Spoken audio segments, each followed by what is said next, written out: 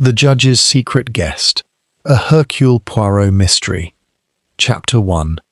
The Invitation to Belhaven Court.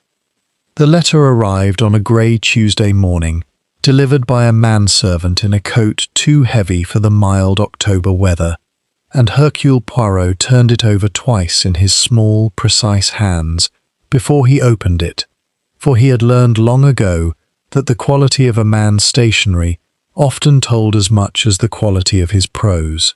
The paper was thick, cream-coloured, and bore no crest, which struck Poirot as curious, for the address embossed at its head, Belhaven Court, near the village of Ashworth Magna, Hampshire, suggested a household of some age and consequence. He read the letter standing by the window of his flat in Whitehaven Mansions, his moustaches trembling very slightly, as they always did when something in his soul recognized the scent of a genuine problem. Dear Monsieur Poirot, you will not know my name, though I dare say some of my judgments in their day made a certain noise in the newspapers. I am Silas Faraday, formerly a judge of the Crown Court, now retired these 11 years to my house in Hampshire, where I occupy myself with roses, regret, and rather too much time for reflection. I write to you on a matter of some delicacy, which I would prefer not to commit fully to paper. I have invited a small party of my family and close acquaintances to Belhaven Court this coming Friday, ostensibly to mark my 70th birthday. In truth, I intend to use the occasion to correct an injustice of which I was, many years ago, the unwitting architect. I will present to my guests a person whose identity I have kept secret even from my own family, a person whose presence will, I believe, unsettle at least one soul in this house very greatly indeed. I do not flatter myself that I am in danger, Monsieur Poirot, and yet I find that I sleep poorly, and that I have taken to locking my study door at night, a habit I abandoned as a young man. I should be very grateful if you would consent to be my guest as well, as an old friend of my late brother's, should anyone ask, for I would not have my family alarmed. I enclose a cheque to cover your inconvenience, though I hope you will regard this rather as an appeal to your celebrated curiosity than as a mere commercial transaction. Your servant, Silas Faraday Poirot, set the letter down upon the small table by the window, and regarded it for a long moment, as a man might regard a chess opening whose subtlety he had only half perceived. Then he rang for his manservant, George. "George," he said, "we are going into Hampshire." "Very good, sir," said George, betraying no more surprise than if Poirot had asked for his umbrella. "For how long, might I ask?" "That," said Poirot, "I cannot yet say. But I have the impression, and my impressions, George, are not to be despised, that a man who locks his study door after 11 years of leaving it open is a man who has good reason to expect that someone, somewhere, wishes him considerable harm." He read the letter once more, this time aloud, softly, as though tasting each word. "A secret guest," he murmured, "an injustice of many years ago, a person whose presence will unsettle at least one soul in the house. Eh bien, my friend Judge Faraday, you have constructed for me a very pretty little puzzle before I have even set foot upon your gravel drive." The journey to Ashworth Magna took the better part of the afternoon, the train rattling through a countryside gone amber and rust-coloured with the turning of the season, and Poirot spent the hours not in admiring the view, which he privately considered inferior to the ordered elegance of a well-kept Belgian garden, but in composing, in his mind, a preliminary catalogue of what he did not yet know. Who were the guests? What was the nature of the old injustice? And who, above all, was the secret guest whose arrival the judge anticipated with such carefully suppressed dread? A motor car had been sent to meet him at the station, driven by a taciturn young groundsman named Wilkes, who volunteered nothing beyond the observation that the weather had been "changeable, sir, very changeable," a remark Poirot found himself unable to dispute. Belhaven Court when it came into view at the end of a long avenue of chestnut trees, was a handsome Georgian house of grey stone, ivy-clad along its southern wall, with mullioned windows that caught the last amber light of the afternoon and threw it back in 100 small, watchful gleams. It struck Poirot, as such houses so often did, as a building that had absorbed into its very stones the secrets of several generations and was now merely waiting, with the patience of old walls, to absorb one more. He was admitted by a butler of the old school, a Mr. Hendrick, whose face had achieved that particular smoothness which comes only from decades of successful discretion, and shown into a drawing-room where the fire had been lit against the evening chill. There he found the judge himself, a tall, spare man of 70, his hair white and thin, his eyes a pale and startling blue beneath heavy brows, and his hands, Poirot noted at once, faintly but perceptibly unsteady, as he rose to greet his guest. "Monsieur Poirot." The judge's voice was still resonant, still carrying the authority of 30 years upon the bench. "I confess I did not entirely believe you would come." "Monsieur le juge," said Poirot, bowing very slightly. "When a man writes to me that he sleeps poorly and locks doors he has not locked in 11 years, I do not require a second invitation."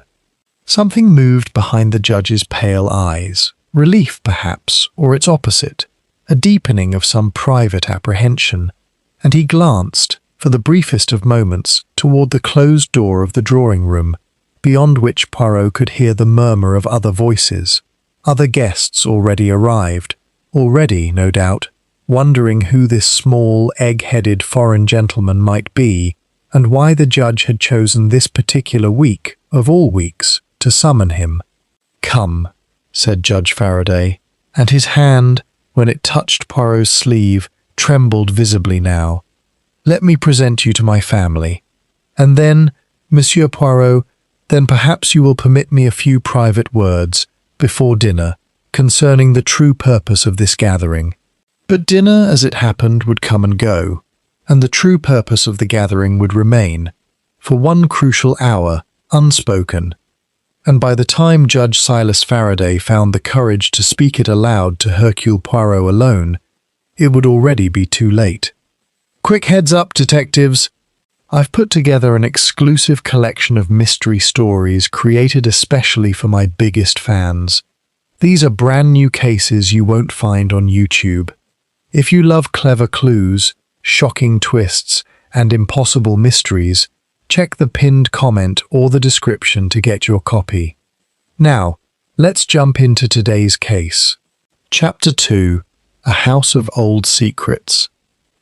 The drawing-room of Belhaven Court held 5 people beside the judge, and Poirot, entering behind his host, performed upon each of them that swift, comprehensive inventory of eye and manner which had served him so well across 3 decades of murder. "My daughter, Cordelia," said the judge, and a woman of perhaps 35 rose from the window seat, dark-haired, sharp-featured, dressed in unfashionable grey that did nothing to soften a gaze which Poirot found remarkably direct, almost combative, as though she had spent a lifetime defending some position she did not care to name. "Cordelia, this is Monsieur Hercule Poirot, an old friend of your Uncle Marcus." "How do you do?" said Cordelia Faraday, in a tone that suggested she did not greatly care how Poirot did, one way or the other. "My son, Rupert." Rupert Faraday was perhaps 30, fair where his sister was dark, and possessed of the particular restlessness Poirot associated with men who owed money they could not readily discharge. A restlessness in the hands, a too-ready smile that did not reach the eyes, a habit of glancing toward doors as though calculating the distance to the nearest exit. He shook Poirot's hand with a grip a fraction too firm, as young men sometimes do when they wish to disguise nervousness as vigour. "Delighted," said Rupert. "Father's full of surprises this year. First he drags us all down for his birthday, which he's never once celebrated properly in living memory. And now he produces a Belgian detective out of his waistcoat pocket. What next, I wonder? Rupert, said Cordelia, with the flat weariness of an elder sister who has delivered this particular reproof many times before. Miss Eleanor Voss, the judge continued, unhurried, who has been my secretary and, I may say, my right hand these past 9 years. Eleanor Voss was a slender woman of perhaps 40, quietly dressed, with the kind of composed, watchful face that Poirot associated with people who have trained themselves, through long practice, never to betray what they are thinking. Her eyes, when they met his, held a moment's flicker of something sharper than mere politeness. Appraisal, he thought, or perhaps apprehension, before smoothing over into the professional courtesy of a well-trained subordinate. Monsieur Poirot, she said, and her voice was low, well-modulated, entirely correct. I hope your journey was not too tedious. Not at all, mademoiselle.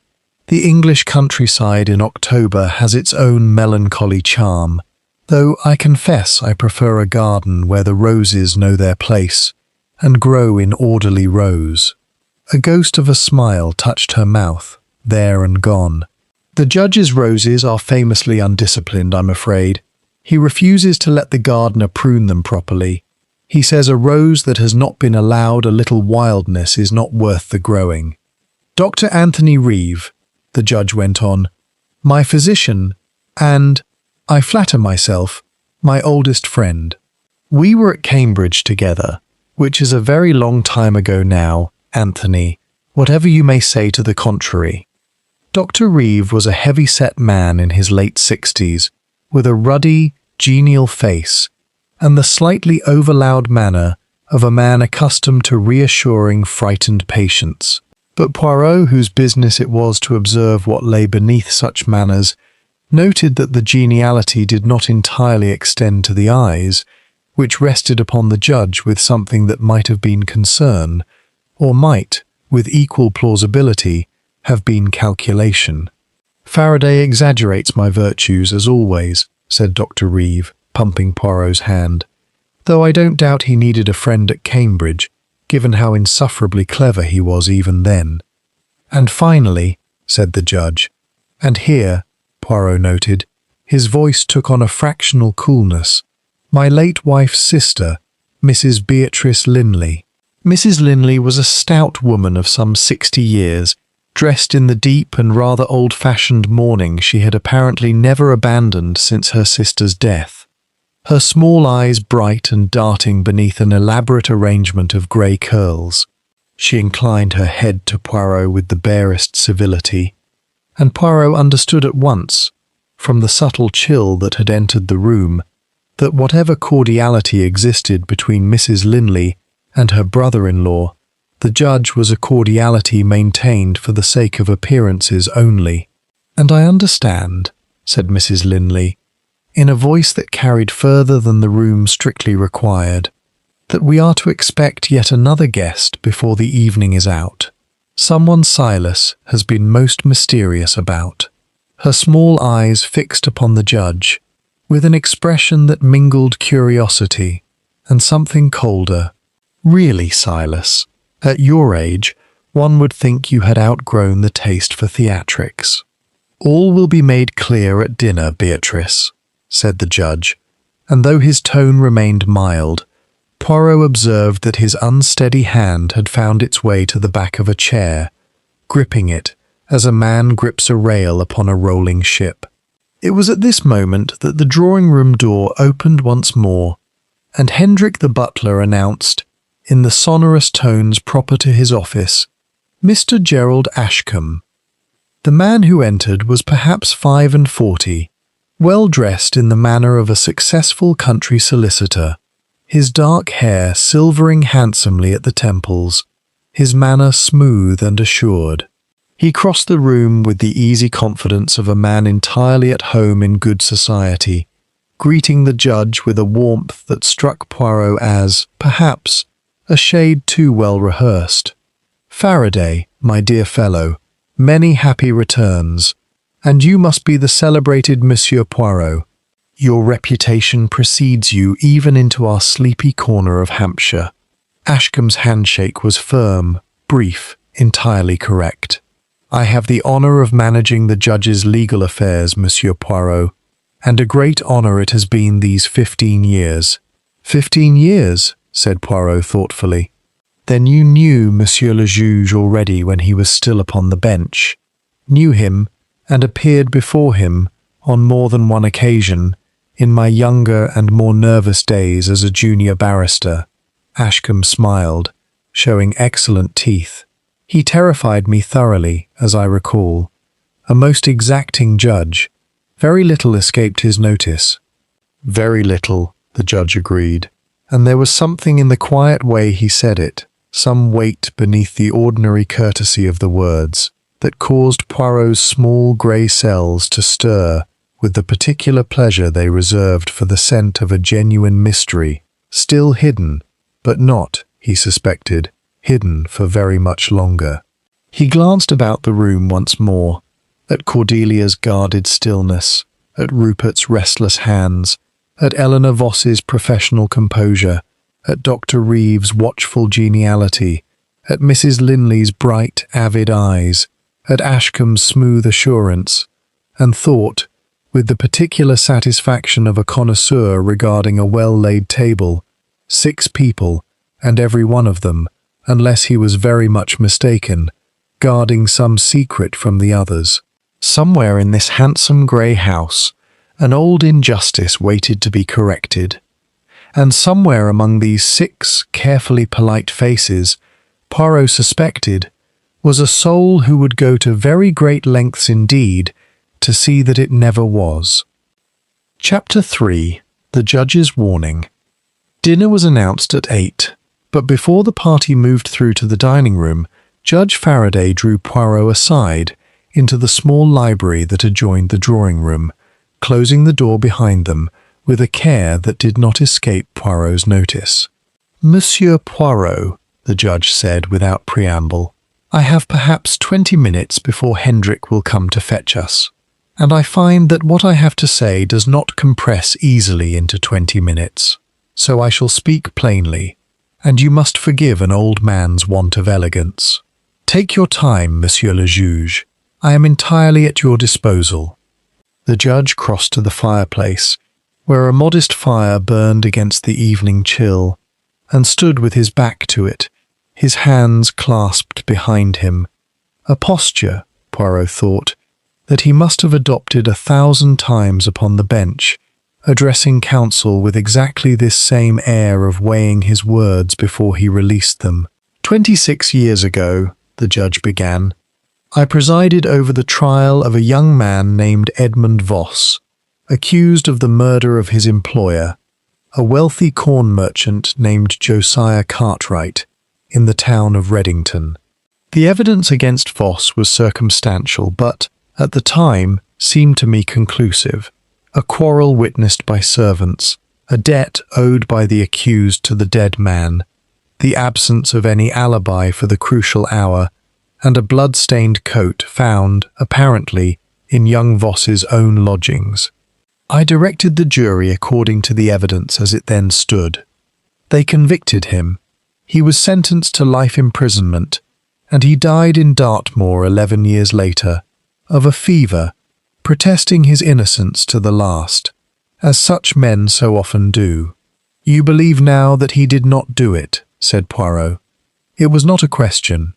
"I believe now," said the judge, and his voice, for the first time, shook slightly, that the blood-stained coat was not his own, but had been placed among his belongings by another hand, and that the true murderer of Josiah Cartwright has walked free, and indeed prospered, for 26 years, while an innocent man rotted in a cell and died believing that the world had abandoned him to a lie. "You have proof of this?" "I have," said the judge. "A witness, a man who was, at the time of the murder, a young police constable in Reddington, and who has carried upon his conscience all these years a piece of knowledge he was too frightened or too ambitious for his own career to bring forward at the time. He has since retired from the force, and age, Monsieur Poirot, has a curious way of loosening tongues that youth kept firmly closed.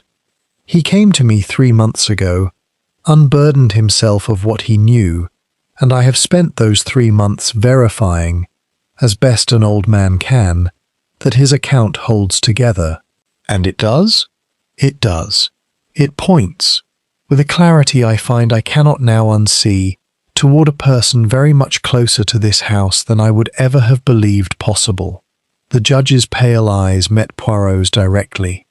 I have invited that person to dinner tonight, Monsieur Poirot, though he does not yet know why he has been summoned, nor that a witness to his old crime will be present in this house to name him before the assembled company.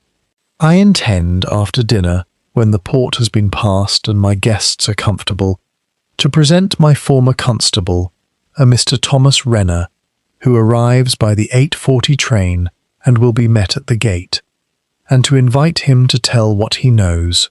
This is, said Poirot slowly, a very theatrical form of justice, Monsieur le Juge, if I may say so.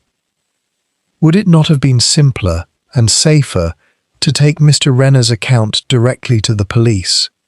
The judge's mouth twisted into something that was not quite a smile. You are quite right, and I have asked myself the same question 100 times these past 3 months. The honest answer, Monsieur Poirot, is vanity, an old judge's vanity, which cannot bear the thought of a quiet, procedural correction filed away in some dusty appeal that no one will ever read. I want the truth spoken aloud, in this house, before the people who have lived within its shadow. I want to see the face of the man who let Edmund Voss die for his crime, at the moment he understands that the reckoning has finally come. Call it pride. Call it an old man's last indulgence. I have earned, I think, the right to a little theatre after a lifetime of dry procedure. And this person, said Poirot carefully, this person whom you suspect, he is among your guests tonight. The judge hesitated, and in that hesitation, Poirot read a great deal. I would prefer, the judge said at last, to let Mr. Renner name him when the time comes. I have been wrong once already in my life, Monsieur Poirot, wrong in a manner that cost an innocent man everything he possessed, and I find I have lost the taste for pronouncing judgment before all the evidence stands assembled. But I will tell you this much, since you have come so far and so obligingly at my request. The man Renner will name is a man I have trusted, in one capacity or another, for a very great many years. And that, Monsieur Poirot, is precisely why I have taken the precaution of locking my study door at night, and why I wrote to you, and why I feel, this evening, very old and very tired, and, though I am ashamed to confess it, very frightened. A soft knock sounded at the library door, and Hendrick's discreet voice announced that dinner was served. We will speak further after Mr. Renner has told his tale, said the judge, straightening, and something of his old judicial authority returned to his bearing as he moved toward the door, as though the mere decision to act, after so many months of private torment, had lent him a borrowed strength. I am glad you are here, Monsieur Poirot. Whatever happens tonight, I am glad you are here to see it happen properly. They went in to dinner, the judge at the head of a table gleaming with old silver and candlelight, his 6 guests arranged about him in the careful symmetry of long custom, and Poirot, taking his own place between Mrs. Linley and Dr. Reeve, could not shake the impression, as the soup was served and the polite chatter of a country dinner party rose and fell around him, that he was watching 6 people eat a meal in the company of a man who had, quite unknowingly, already begun the countdown to his own death. He did not, in that moment, know how right his instinct would prove to be, but he had learned, across many years and many dinner tables, to trust the small, cold voice at the back of his mind, that whispered, "Now," with unmistakable insistence. Someone at this table already knows what Mr. Renner intends to say. Chapter 4. The Toast Before Dinner. Dinner at Belhaven Court proceeded, on its surface, exactly as such dinners had proceeded for 100 years. Soup, then fish, then a saddle of mutton, the conversation moving in the practiced, glancing manner of people who have known one another too long to risk anything more revealing than weather and county gossip. And yet Poirot, watching with the patient attentiveness of a naturalist observing some wary species in its natural habitat, detected currents beneath the smooth surface that interested him a great deal more than the mutton. Rupert Faraday drank rather more of the claret than the meal strictly warranted, and twice, when his father's eye happened to fall upon him, set down his glass with the guilty haste of a schoolboy. Cordelia spoke almost exclusively to Dr. Reeve on matters of parish charity, and pointedly did not address her brother at all. Mrs. Linley, meanwhile, kept up a running commentary of small barbed observations, remarking, apropos of nothing, upon how expensive the wine must have been, how the roses in the centrepiece showed evidence of the gardener's continued negligence, how curious it was that Silas had never once, in 11 years of retirement, hosted a birthday dinner before, and how curiouser still that he should choose to do so now, with a foreign detective in attendance and a mystery guest promised for later. "You are very quiet tonight, Eleanor," Mrs. Linley observed, turning her bright, darting eyes upon Miss Voss, who sat near the foot of the table. "One would almost think you knew already what Silas intends to spring upon us." "I know only what I have been told to arrange, Mrs. Linley," said Eleanor Voss evenly, "which is a guest-room prepared, and a place laid at table for a Mr. Renner, who is expected on the later train. Beyond that, I am as much in the dark as you." "How very discreet of you," said Mrs. Linley, in a tone that made the compliment sound rather more like an accusation, and returned her attention to her mutton. Poirot, observing the small tightening about Eleanor Voss's mouth at the mention of the name Renner, a tightening quickly suppressed, but not, to his practised eye, quickly enough, filed the observation away with the same careful precision with which he filed every fact, however small, that came his way in the course of an investigation. She had not reacted, he noted, to the general mystery of the evening. She had reacted, quite specifically, to the name. Gerald Ashcombe, for his part, held forth with easy charm upon matters legal and local, entertaining the table with an amusing account of a recent land dispute between two neighbouring farmers that had occupied the county court for the better part of a month over the ownership of a single disputed hedgerow. He was, Poirot conceded, an excellent dinner companion, quick, witty, generous with his attention to Mrs. Linley on his right and to Cordelia on his left. And yet Poirot noticed that Ashcombe's eyes, when he believed himself unobserved, returned again and again to the judge, with an expression that was not quite the easy affection of an old family friend, but something more watchful, more calculating, as a man might watch an opponent across a card table whose hand he has not yet fully read. It was as the fish plates were cleared that the judge rose, somewhat unsteadily, glass in hand, and the table fell obligingly silent. "My friends," said Judge Faraday, "my family, I will not make a long speech, for I have never had much patience with long speeches, despite 30 years of listening to counsel deliver them. I will say only that I am glad to have you all beneath my roof tonight, on the occasion of my 70th birthday, and that before the evening is out, I intend to tell you all a story, an old story, from long before most of you knew me, which I have kept to myself for a great many years, out of cowardice, I think, more than any nobler motive. I hope you will forgive an old man his secrets, and I hope, further, that at least one person in this room will find, before the night is over, that a very great weight has been lifted from a place where it ought never to have been laid." He raised his glass. "To honesty," said the judge, "however late it comes."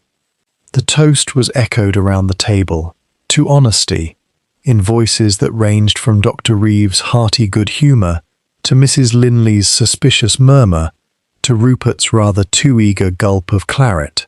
And it was in that moment, as glasses touched and candlelight flickered across 6 studiously composed faces, that Poirot's eye fell upon Gerald Ashcombe and observed something that struck him, in retrospect, as the first true clue of the entire affair.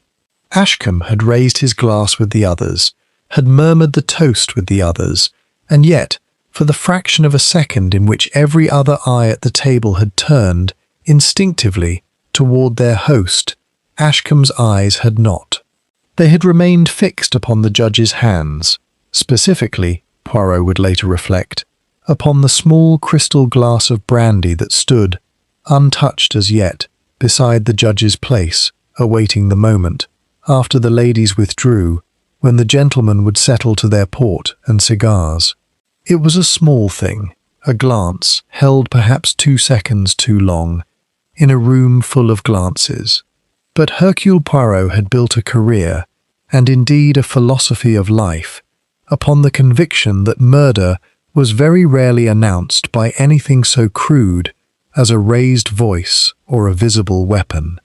Murder, in his considerable experience, announced itself first in exactly such small things: a glance held a fraction too long, a hand that trembled where it ought to have been steady, a silence in the place where an innocent man would have spoken. The ladies withdrew at 9:30. In the old custom the judge had insisted upon maintaining, despite Cordelia's evident and vocal impatience with it, and the 4 gentlemen remaining at table, the judge, Dr. Reeve, Ashcombe, and Poirot himself, Rupert having excused himself with a muttered explanation about needing air, settled to their port.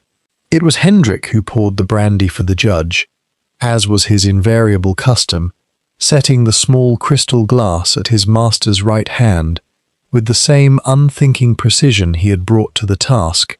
Poirot did not doubt for a decade or more. The judge did not drink at once. He was speaking, at that moment, to Dr. Reeve about some matter of the estate's accounts, and the brandy sat untouched upon the white cloth, glowing faintly amber in the candlelight, for perhaps 4 or 5 minutes before the judge, still speaking, reached for it absently and raised it to his lips. Poirot, watching, saw nothing untoward in the gesture, and yet he would remember, later, with the particular clarity that hindsight lends to moments that seemed, at the time, entirely unremarkable, that in those 4 or 5 minutes no fewer than 3 people had passed close by the judge's chair: Hendrik, refilling Dr. Reeve's glass; Ashcombe, rising briefly to fetch his cigar case from the sideboard; and once, very briefly, Rupert Faraday, returning from his walk in the garden to fetch his coat, which he had left draped across the back of a chair, not 2 feet from where his father sat. Any one of them, Poirot reflected afterward, could have passed close enough to the small crystal glass to do what needed to be done, in the ordinary bustle and inattention of a gentleman's after-dinner hour, and not one of them, watching the others with the same easy, unhurried courtesy that had characterized the whole evening, had given the smallest outward sign that anything at all was amiss. At 10:15 the judge set down his empty glass, remarked that he found himself unaccountably tired, and said that he believed he would retire early to his study, to rest a little before Mr. Renner's train arrived, and that Hendrik should show the gentleman in directly when he came. He rose from the table, bade his guests a courteous good night, and walked, a little unsteadily, though no more unsteadily, Poirot noted, than he had walked all evening, from the dining-room toward the study at the far end of the east corridor, where he intended, he said, to compose his thoughts before the revelation he had promised them all. It was the last time any of his guests would see Judge Silas Faraday alive. Chapter 5. The Silence in the Study. It was Eleanor Voss who found him. At a few minutes before 11, when Mr. Thomas Renner had not yet arrived from the station, and the assembled guests had begun, in the drawing-room, to exchange the small, uneasy pleasantries of people whose evening has been promised a drama that has not yet materialized, Miss Voss excused herself to fetch some papers from the study, which she said the judge had asked her, earlier in the day, to have ready for his after-dinner business. She was gone perhaps 90 seconds. Then her scream, a single, sharp, terrible sound, quite unlike the composed voice Poirot had heard all evening, brought every soul in the drawing-room to their feet at once.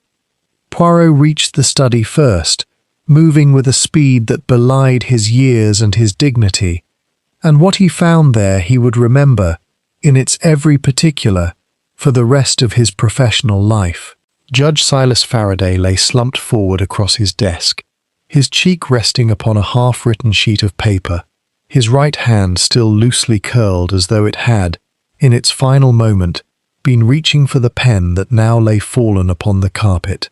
The desk lamp burned steadily beside him, throwing a small pool of yellow light across the scene, and in that light Poirot saw, at once, that there was no blood, no wound, no sign of violence such as a struggle might have left. The judge's face, turned slightly toward the door, wore an expression of mild surprise, nothing more. The expression, Poirot thought, of a man interrupted in the midst of an ordinary thought by something he had not expected and had not had time to fear. "He is dead," said Poirot quietly, having placed 2 fingers against the throat and found no pulse there, "and has been so, I think, for perhaps 20 minutes. Mademoiselle Voss," for Eleanor Voss, stood frozen in the doorway, one hand pressed to her mouth, her composure entirely shattered for the first time since Poirot had made her acquaintance. "You must be brave a little longer. Go and telephone for the police, and for Dr. Reeve's own colleague, if he has one in the village, since it would not be proper for Dr. Reeve himself to examine the body of his own dying friend under such circumstances.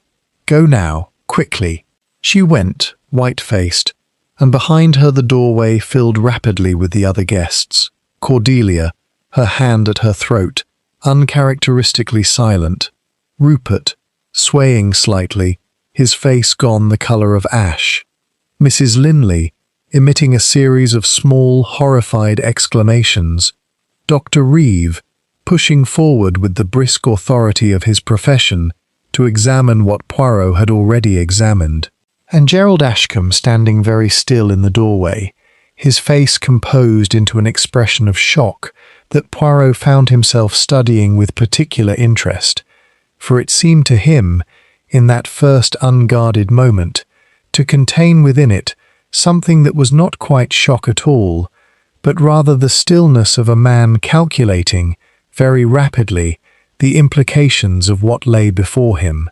"Heart," said Dr. Reeve, after a brief examination, his voice unsteady. "Must be his heart. I've warned him for years his heart wasn't strong. The strain of tonight, the excitement of whatever nonsense he had planned. Dear God, Silas, you old fool, why couldn't you leave well enough alone? You believe this to be a natural death, Doctor."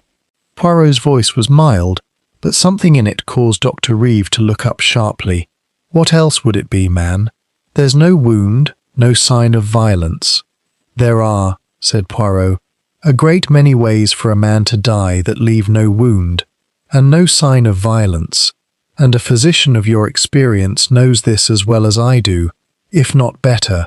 He gestured, without touching it, toward the small glass that stood upon the desk, near the judge's outstretched hand. Not the brandy glass from dinner, but a smaller tumbler containing perhaps an inch of pale amber liquid, half consumed.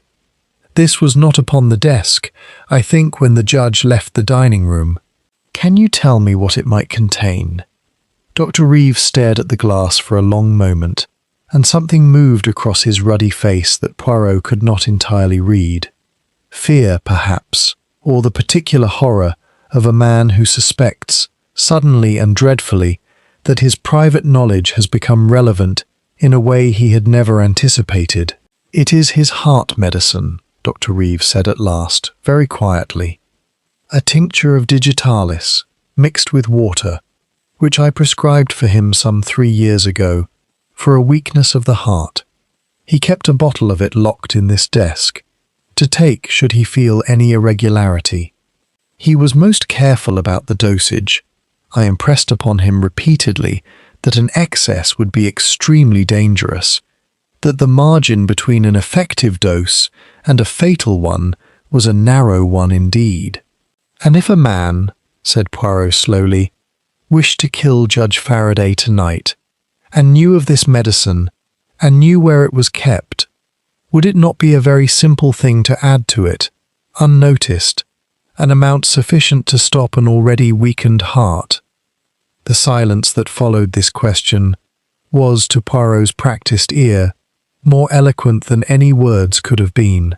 He looked from face to face, from Dr. Reeves' stricken pallor, to Rupert's swaying unsteadiness, to Cordelia's rigid, unreadable stillness, to Mrs. Linley's avid, frightened eyes, to Gerald Ashcombe's carefully composed calm, and understood, with the cold clarity that had never yet failed him in 3 decades of such moments, that somewhere among these 6 shocked faces was the face of a murderer who had, not 2 hours before, sat at a dinner table and drunk a toast to honesty with the very man he intended to kill. It was at this precise moment that Hendrik appeared in the doorway, his own composure badly shaken, to announce that a Mr. Thomas Renner had arrived by taxicab from the station and was waiting, somewhat bewildered, in the front hall, having been told nothing of what had occurred, and asking only for Judge Faraday, who had, he understood, particularly requested his presence this evening on a matter of the very greatest importance. Poirot closed his eyes for a single moment, and when he opened them again, something in his bearing had changed. The courteous, faintly foolish geniality he so often wore as a disguise had fallen away entirely, and in its place was the cold, exact attention of a man who understood, now, that he was no longer merely a guest at a birthday dinner, but the sole representative, in this house, of the justice that Judge Silas Faraday had died attempting, at the very last, to serve. "Show Mr. Renner in," said Poirot quietly. "I think, my friends, that we had better hear, after all, exactly what he came to Belhaven Court to say, for I believe it may prove to be the very reason that Judge Faraday now lies dead upon his own desk, with his story untold." Chapter 6. The Detective on the Doorstep. Thomas Renner proved to be a stooped, weathered man of perhaps 70, dressed in a good but old-fashioned suit, his hands roughened by what Poirot took to be years of gardening in a modest retirement, his pale eyes red-rimmed with the fatigue of a long train journey undertaken, evidently, at considerable personal cost of nerve. He was shown, not into the study — Poirot had insisted the room be locked and left entirely undisturbed until the arrival of the local police — but into the library, where, some hours earlier, the judge himself had first confided in Poirot the outline of the very story Renner had now travelled 100 miles to complete. "Dead," Renner repeated, when Poirot had explained, as gently as the circumstances allowed, what had occurred. "Dead, and me not 2 hours too late to say what I came to say." He sank into a chair, his weathered face working with an emotion that seemed to Poirot to contain, in equal measure, grief and a bitter, helpless anger. 26 years I've carried this, Mr. Poirot, and now the one man who might have set it right has gone and died before I could open my mouth." "You may yet open your mouth, Monsieur Renner," said Poirot quietly, and I would ask very earnestly that you do so now, before this house, and before whatever member of it may be listening at the door, for I do not think, given what has occurred tonight, that we can afford the luxury of further delay. Cordelia, Rupert, Mrs. Linley, Dr. Reeve, Ashcombe, and Eleanor Voss had, at Poirot's quiet insistence, assembled in the library also, arranged in a loose half-circle about the fire, their faces pale and strained in the lamplight, and it was to this company that Thomas Renner, after a long, steadying breath, began at last to speak. 26 years ago, he said, I was a young constable in the town of Reddington, not 2 years into the force, and eager, God forgive me, to make a name for myself. There was a murder that spring. Old Josiah Cartwright, the corn merchant, found beaten to death in his own counting house, and a young clerk of his, name of Edmund Voss, arrested within the week on the strength of a quarrel he'd had with Cartwright over wages owed, and a blood-stained coat found among his things. Poirot's eye moved, at the mention of that name, to Eleanor Voss, whose face had gone the colour of old parchment, her hands gripped so tightly together in her lap that the knuckles showed white. I was the constable who found that coat, Renner went on, his voice roughening, and I want it said plainly, here, before I lose the nerve for it. I did not find it where I told the court I found it. I found it, 3 streets away, stuffed behind a rain barrel, in an alley that ran behind the offices of a young solicitor's clerk, who had, that same week, come suddenly into a deal of money he could not properly account for, money that appeared, so far as I could ever discover, at almost exactly the moment old Cartwright's strong-box was found to be short by a very considerable sum. You are saying, said Poirot, that this coat was planted, that someone deliberately placed it in Edmund Voss's lodgings to divert suspicion from himself. I'm saying I believe it now, as I did not have the courage to believe it then, said Renner heavily. I was young, Mr. Poirot, and ambitious, and the sergeant over me made it very clear that the case against young Voss was thought a good one, a tidy one, and that a constable who went about muddying tidy cases with awkward alleyway evidence would not find himself long for promotion. So I said nothing of where I truly found that coat. I let it be assumed it had been found in Voss's own room, as the evidence given at trial suggested. And Edmund Voss went to prison for a murder I have believed, in my own heart, for 26 years, that he did not commit. And the young solicitor's clerk, said Poirot softly, who came suddenly into money he could not account for, in the very week that Josiah Cartwright's strong-box was found short. What became of him, Monsieur Renner? The old constable's red-rimmed eyes moved slowly around the half-circle of listening faces, and came to rest, at last, upon Gerald Ashcombe, who sat very still in his chair by the fire, his handsome face gone entirely without colour, his easy, assured manner stripped away as completely as a mask lifted from beneath. He prospered, said Thomas Renner quietly. He used that money, or some part of it, to complete his articles and set himself up as a solicitor of very good standing, in a town not 30 miles from where he did the thing he did. He built himself a fine reputation and a fine practice, and, so I understand, for I have followed his career from a distance these many years, unable to speak and unable quite to forget. He became, in time, the trusted legal adviser to a certain retired judge, who had once, without ever knowing it, sentenced an innocent man to die in prison on the word of a coat that solicitor himself had planted. Gerald Ashcombe rose from his chair with a movement so sudden, so violent in its contrast to his earlier composure, that Mrs. Linley gave a small, startled cry, and for one long, terrible moment, Poirot thought the man intended to bolt for the door, but instead, Ashcombe stood, swaying very slightly, his eyes moving from face to face around the room with an expression of desperate, cornered calculation. Before he spoke, his voice barely above a whisper. "You cannot prove a word of this," he said. "An old man's memory, 26 years cold, against my whole life, my whole career. I do not need to prove where a coat was found 26 years ago, Monsieur Ashcombe," said Hercule Poirot, and his voice, quiet as it was, carried through the library with a force that silenced even Ashcombe's protest.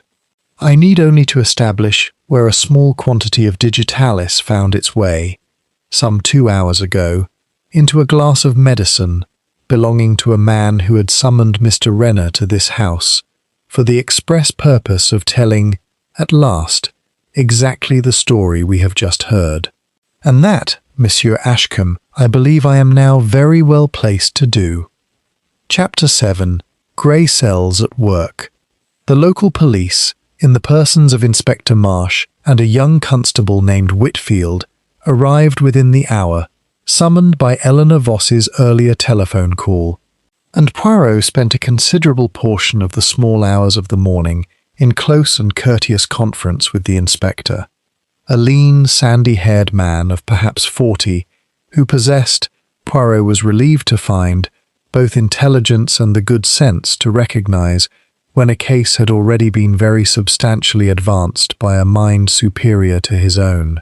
"You'll forgive me, Monsieur Poirot," said Inspector Marsh, when the two men had withdrawn to the small morning room to compare notes, while the household, some of them under a form of informal detention that Marsh's tact allowed to feel more like hospitality than arrest, waited elsewhere in various states of shock and apprehension.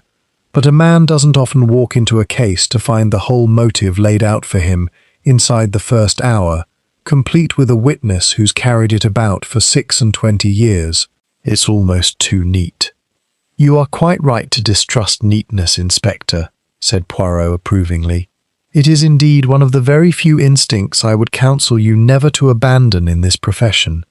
But let us examine what we have, and see whether the neatness survives close inspection, or whether, as I begin to suspect, it conceals a knot rather more tangled than it first appears." He counted the points off upon his small, neat fingers. First, the motive.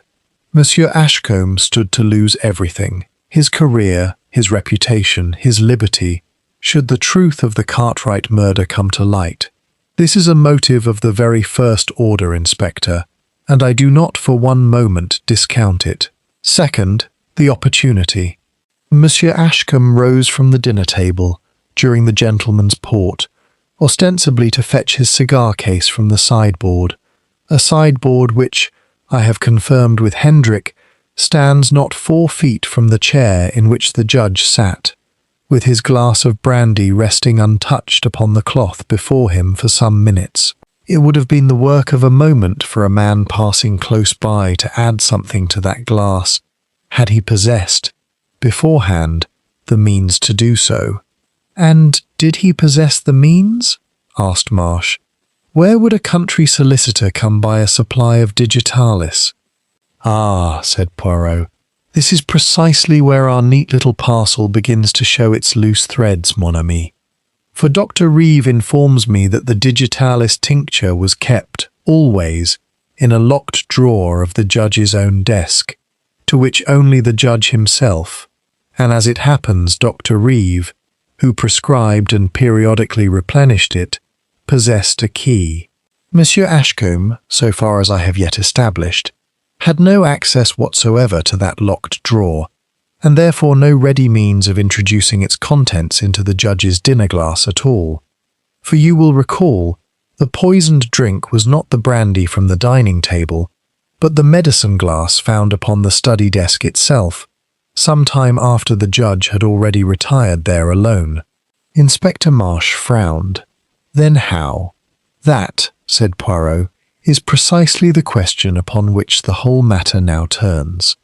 The digitalis was not added to a drink in the dining room, where Ashcombe had his opportunity but no access to the poison. It was administered in the study some time between the judge's retiring there alone at 10:15 and the discovery of his body by Mademoiselle Voss at some minutes before 11, a window of perhaps 40 minutes, during which the judge was, so far as any of our guests have yet told me, entirely alone. "Unless someone followed him," said Marsh slowly. "Unless someone followed him," Poirot agreed, "or was already waiting for him, or was summoned by him for some private word. And this, Inspector, is where I believe we must direct our closest attention. For it means that whoever administered that fatal dose was a person who possessed three things simultaneously: a key, or access to a key, for the locked drawer in which the medicine was kept, sufficient familiarity with the judge's habits to know that he would very likely take a dose of his heart medicine, unprompted, upon retiring to rest before Monsieur Rener's arrival, and, above all, a reason to be alone with the judge, in his study, in that narrow window of 40 minutes, without arousing the smallest suspicion in a household already primed, by the judge's own toast at dinner, to expect some manner of revelation before the night was out. That, said Marsh, narrows the field considerably. Ashcombe's out, if he'd no access to the poison. Ashcombe is not out, Inspector, merely postponed, said Poirot, with a small, precise shake of his head. For it remains entirely possible that Monsieur Ashcombe possessed knowledge, or an accomplice, or some means of access I have not yet uncovered. I have learned, across many years of this work, that the man with the most visible and dramatic motive is very often exactly the man the true murderer intends us to suspect first, and exhaust ourselves upon, while the true hand remains hidden a little longer in the shadow of our own satisfaction at having solved the case too quickly. He rose, smoothing his waistcoat with the small, fastidious gesture that George would have recognized as the outward sign of a mind now fully and happily engaged. "No, Inspector, I think we must look again, and more closely, at every soul beneath this roof, at who possessed a key, or the means to obtain one, at who knew the judge's habits well enough to predict, almost to the minute, when he would take his medicine, and at who, above all, had reason to fear not only the old injustice that Monsieur Renner came to expose, but some second, more private secret, closer to home, that the judge's revelations tonight threatened, quite incidentally, to drag into the light along with it. For I do not think, Inspector Marsh, that we are dealing here with a single simple motive at all. I think we are dealing with a house in which very nearly everyone had something to hide, and it will be the particular pleasure and the particular labour of my little grey cells to determine which of those hidden things was worth, to its owner, the taking of a human life. Chapter 8. The Weight of a Will. The morning brought grey skies and a fine, persistent rain that beaded upon the study windows and lent the whole house, in Poirot's private estimation, an air of appropriate mourning that the human occupants had not, as yet, entirely managed to achieve for themselves. He spent the hours before breakfast in quiet examination of the study, now formally sealed by Inspector Marsh's order, but opened for Poirot's benefit under the inspector's own watchful eye, noting the position of the medicine glass, the fallen pen, the half-written sheet of paper beneath the judge's cheek, which proved, upon examination, to be nothing more revealing than the opening lines of a birthday speech the judge had evidently intended to deliver, had he lived, at the conclusion of Mr. Renner's testimony. "My friends," the unfinished sentence read, "I have wronged a man now 26 years in his grave, and I cannot undo what has been done. But I can, at the very least, ensure that his name is—" The sentence ended there, the pen having fallen from the judge's hand at the very moment, Poirot judged, that the digitalis completed its silent work upon a heart already weakened by 70 years and considerable private guilt. "A key," said Poirot to Inspector Marsh, examining the small brass lock of the desk drawer in which Dr. Reeve had confirmed the medicine bottle was kept. "Of a not uncommon pattern, I think, and one that a person of resourceful character might, with sufficient motive, have contrived to duplicate or obtain, given time. Let us ask, Inspector, not only who possessed a key, but who might have had occasion, in the ordinary course of household business, to come by an impression of one." It was Eleanor Voss, summoned to the study with evident reluctance, who supplied the answer Poirot had, in some fashion, already anticipated. "There were 2 keys," she said, her composure largely restored, but her hands, Poirot noted, still faintly unsteady where they rested in her lap. The judge kept one upon his own ring, always in his waistcoat pocket. The second, I believe, was kept by Dr. Reeve, in case of emergency, should the judge ever be taken ill, when Dr. Reeve himself was not immediately at hand to fetch the medicine.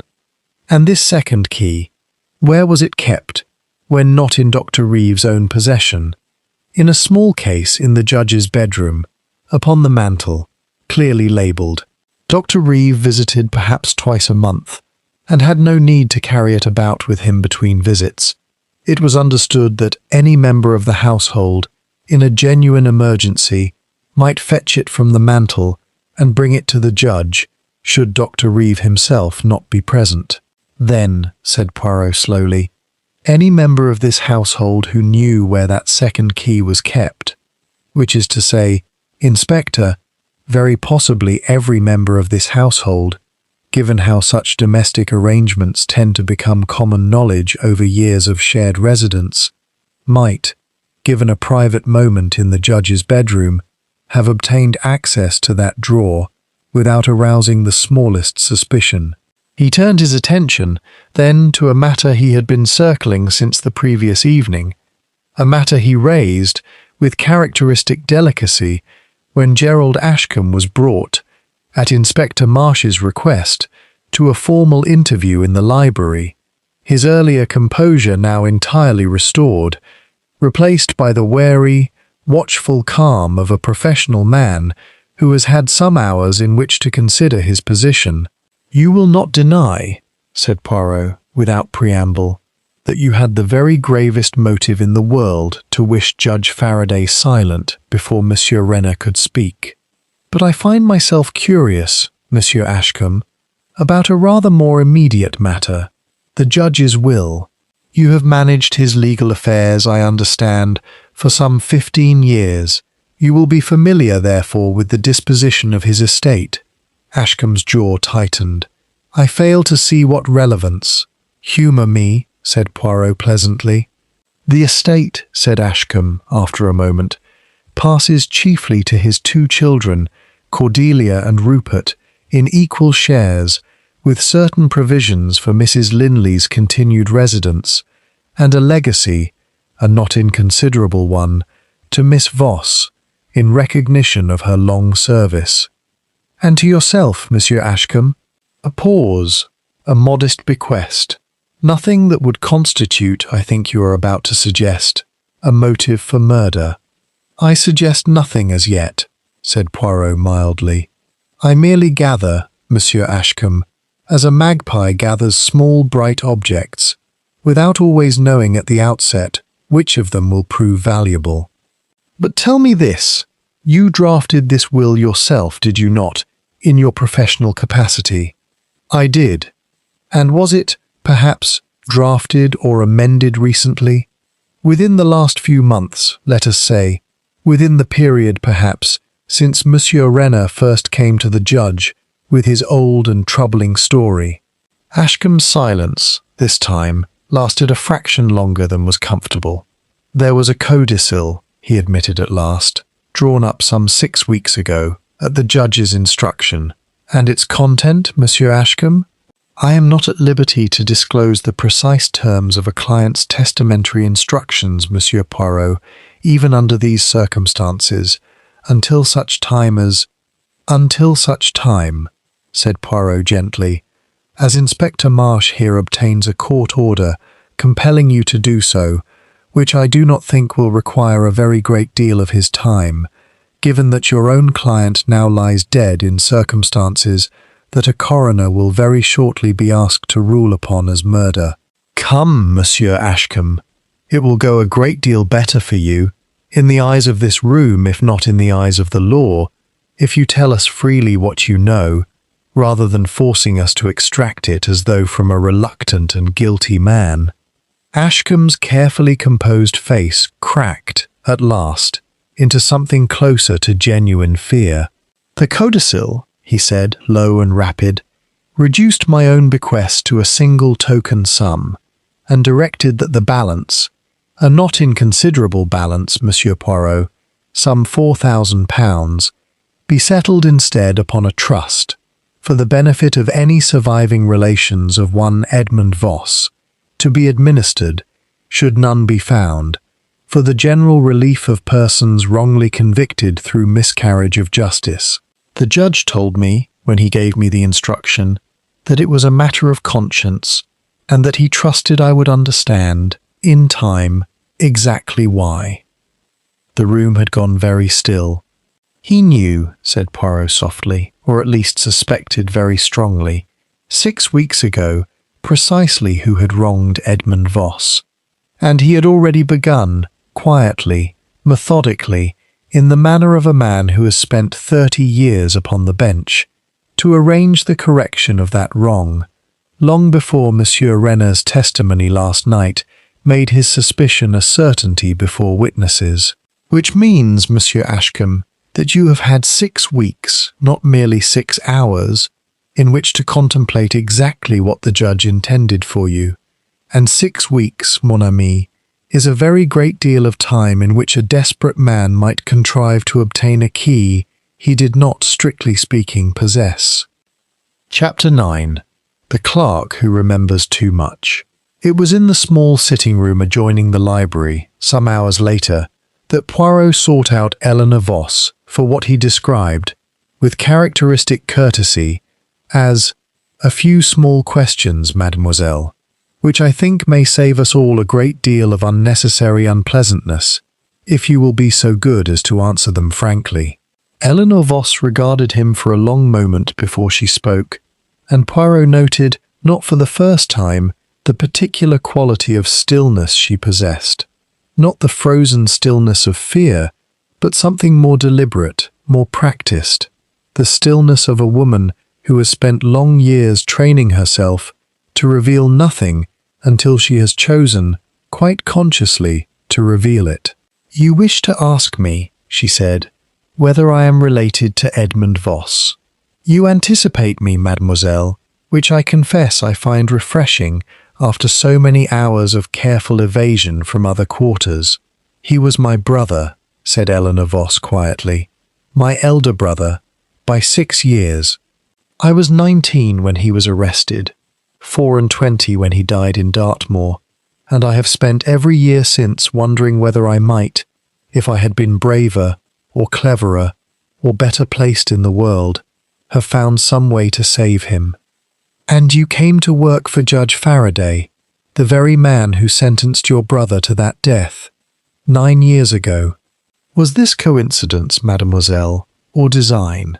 A long silence, and then, with the air of a woman setting down a burden she has carried alone for a very great many years. "Design, Monsieur Poirot.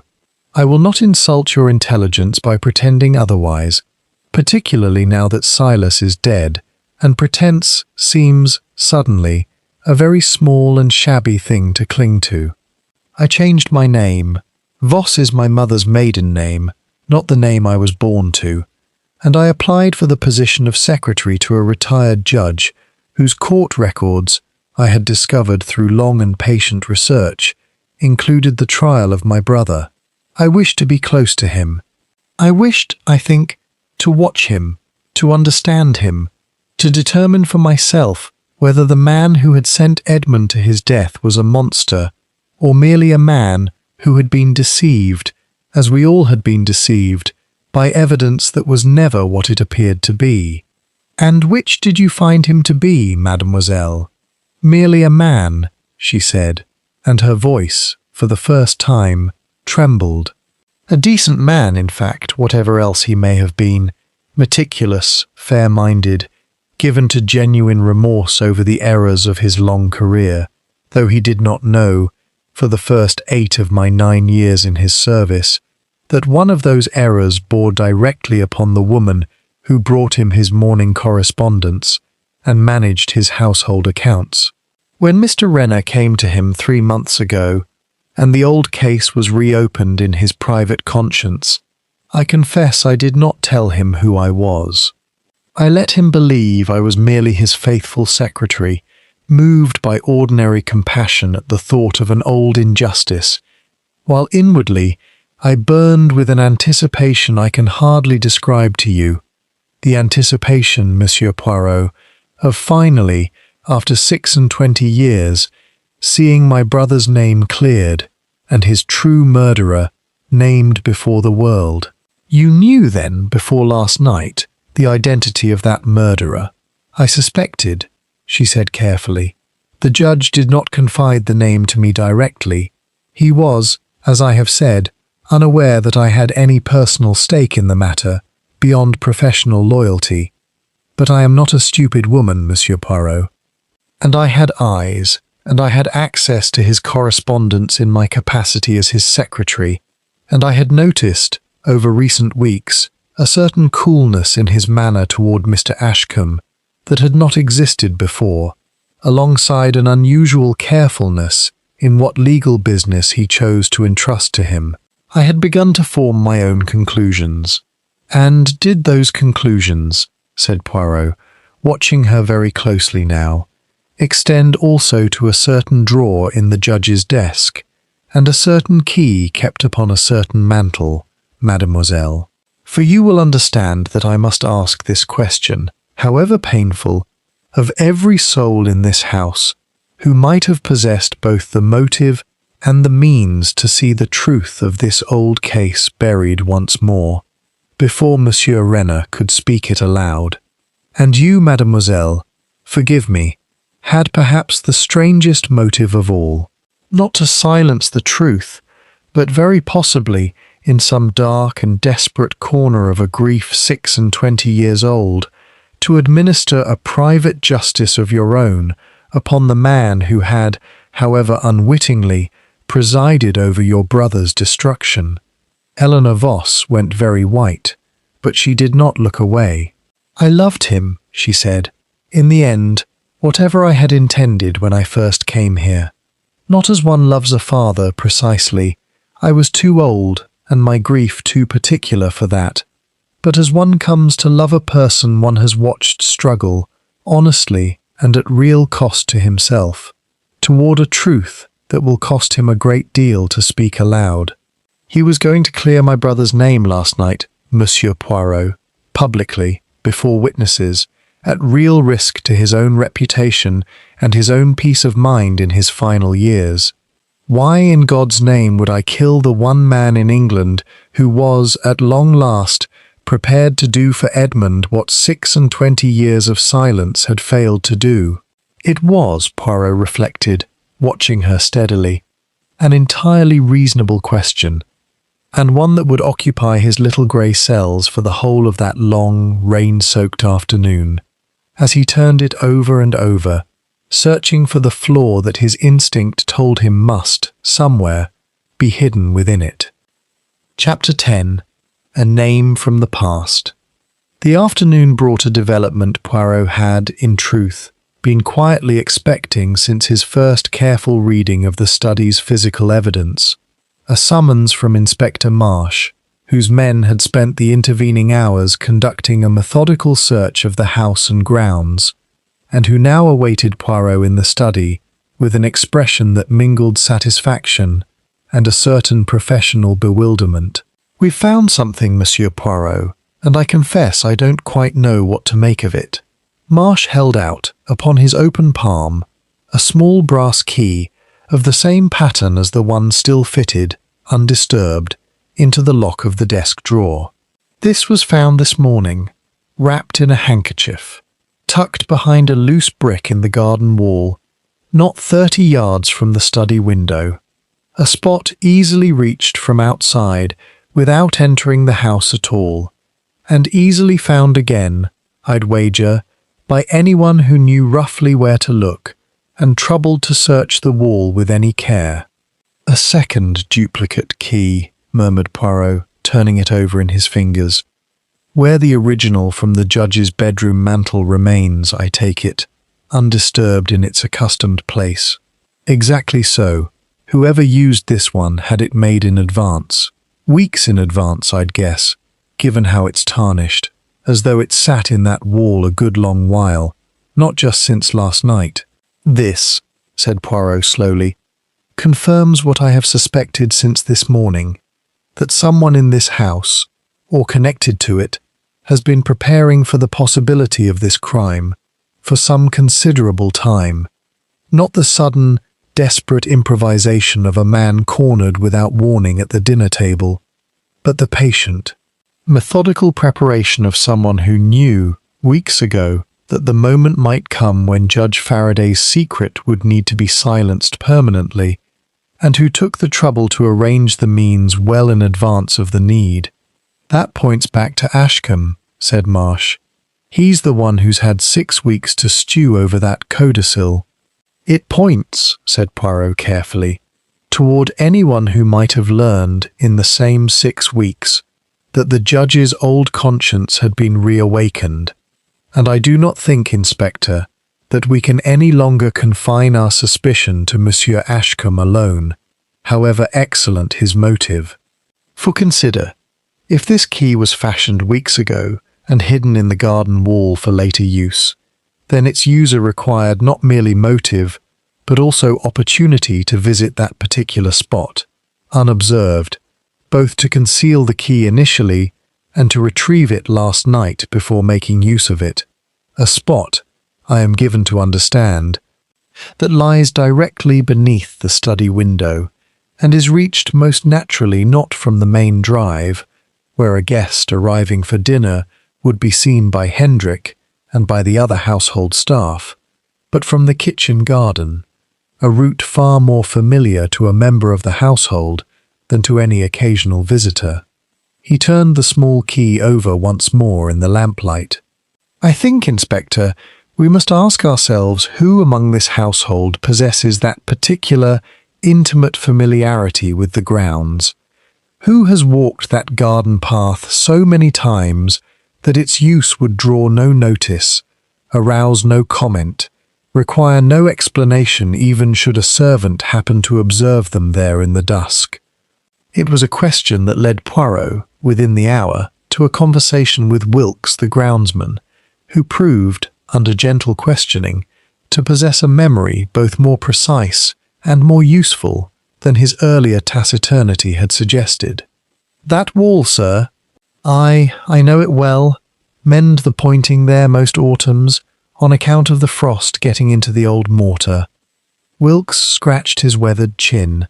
"Funny thing, now you mention it, I did notice, must be a month back now, that one of the bricks near the study end had come loose again, sooner than I'd expect. Meant to see to it, and never got round to it, what with the roses needing their autumn cutting back. And who in the ordinary course of things walks that particular path, Wilkes? Which members of the household, I mean, take that route with any regularity?" "Well, sir, it's the shortest way down from the house to the kitchen garden, and to the potting shed besides. Miss Cordelia takes it most mornings, on her way to cut flowers for the house. Very particular about her flowers, is Miss Cordelia. Likes to choose them herself, rather than leave it to me. And Mr. Rupert cuts through that way sometimes of an evening when he's—" The groundsman hesitated, with the delicacy of a servant reluctant to speak ill of the family. "When he's wanting a quiet smoke away from the house, sir, if you take my meaning. And Mrs. Linley walks there of an afternoon, weather permitting, for her constitutional, she calls it.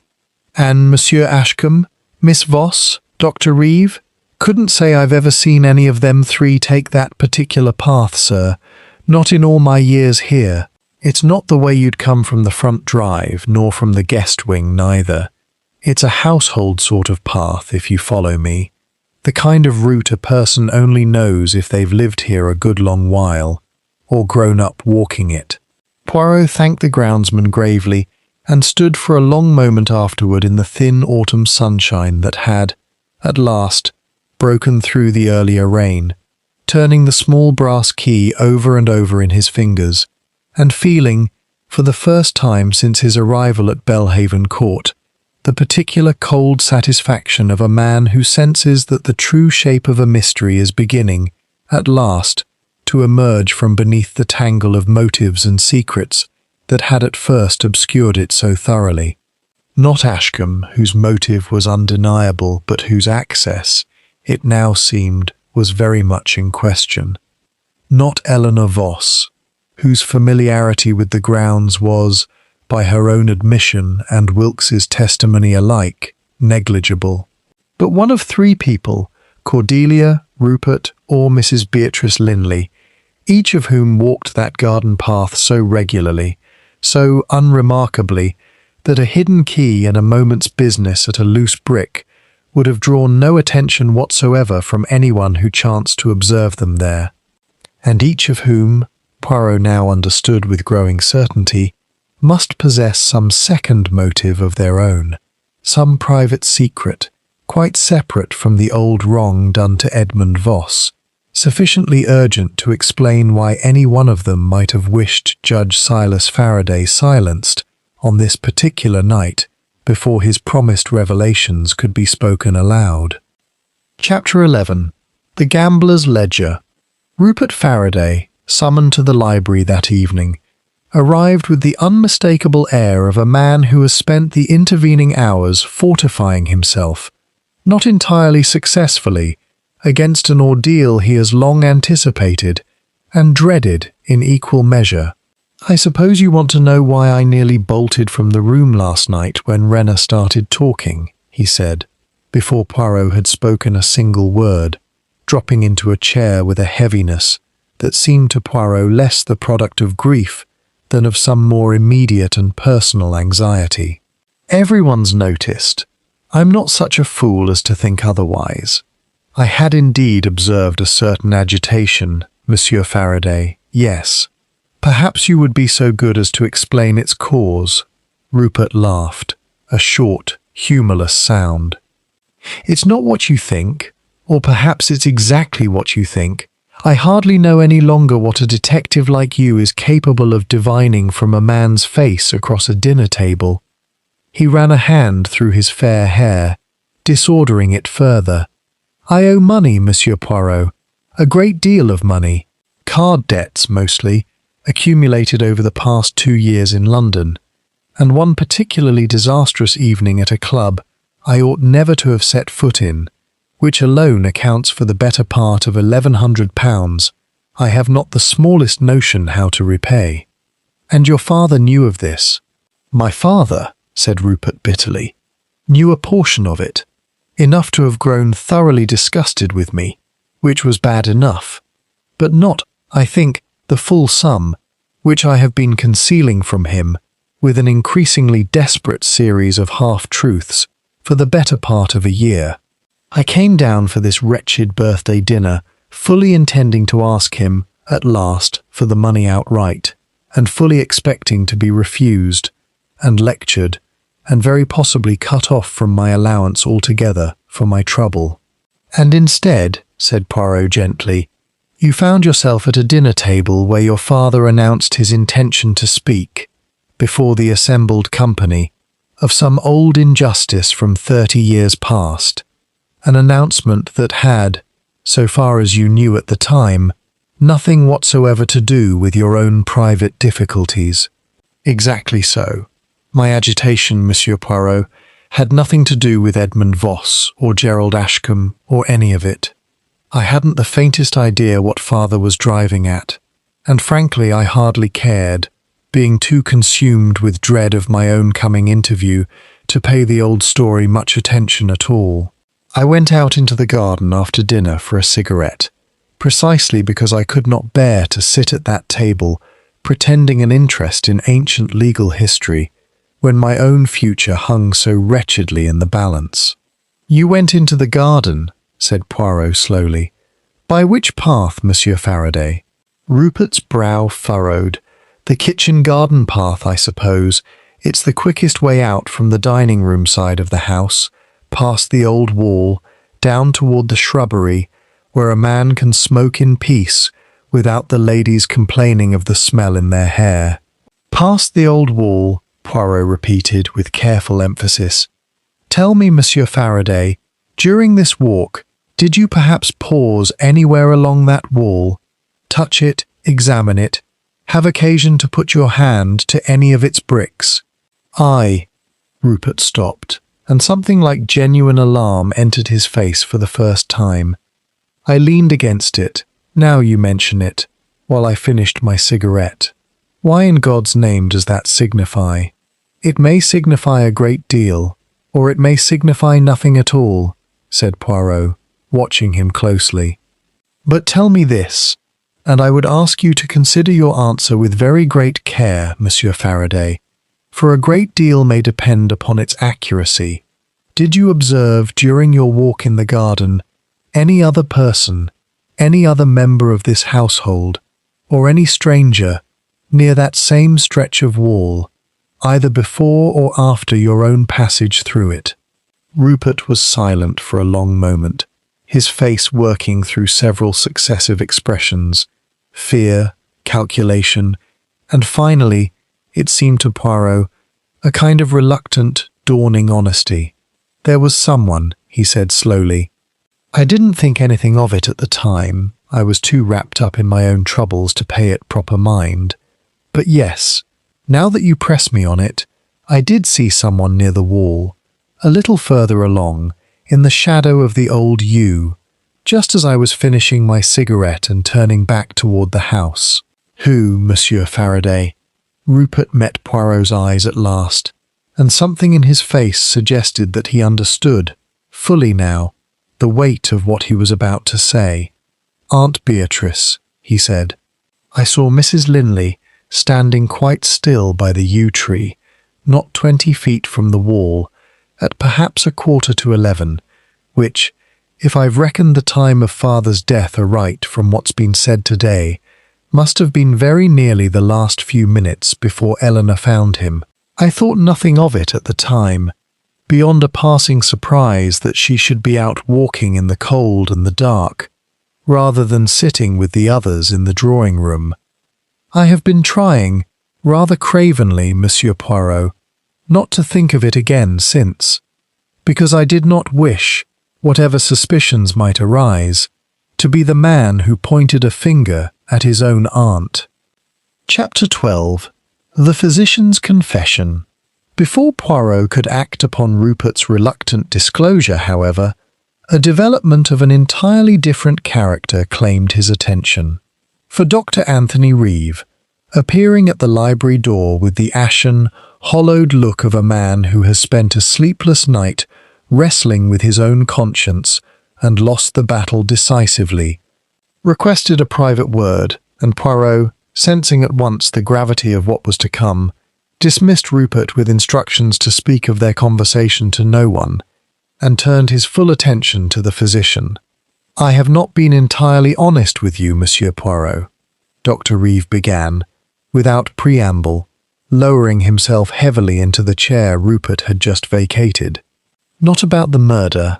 I swear to you before God I know nothing of how that digitalis came to be in Silas's glass, but about a matter that touches upon it nonetheless, and which I have been too ashamed, until this moment, to confess." "I am listening, Doctor." "Silas was not merely my patient and my oldest friend, Monsieur Poirot.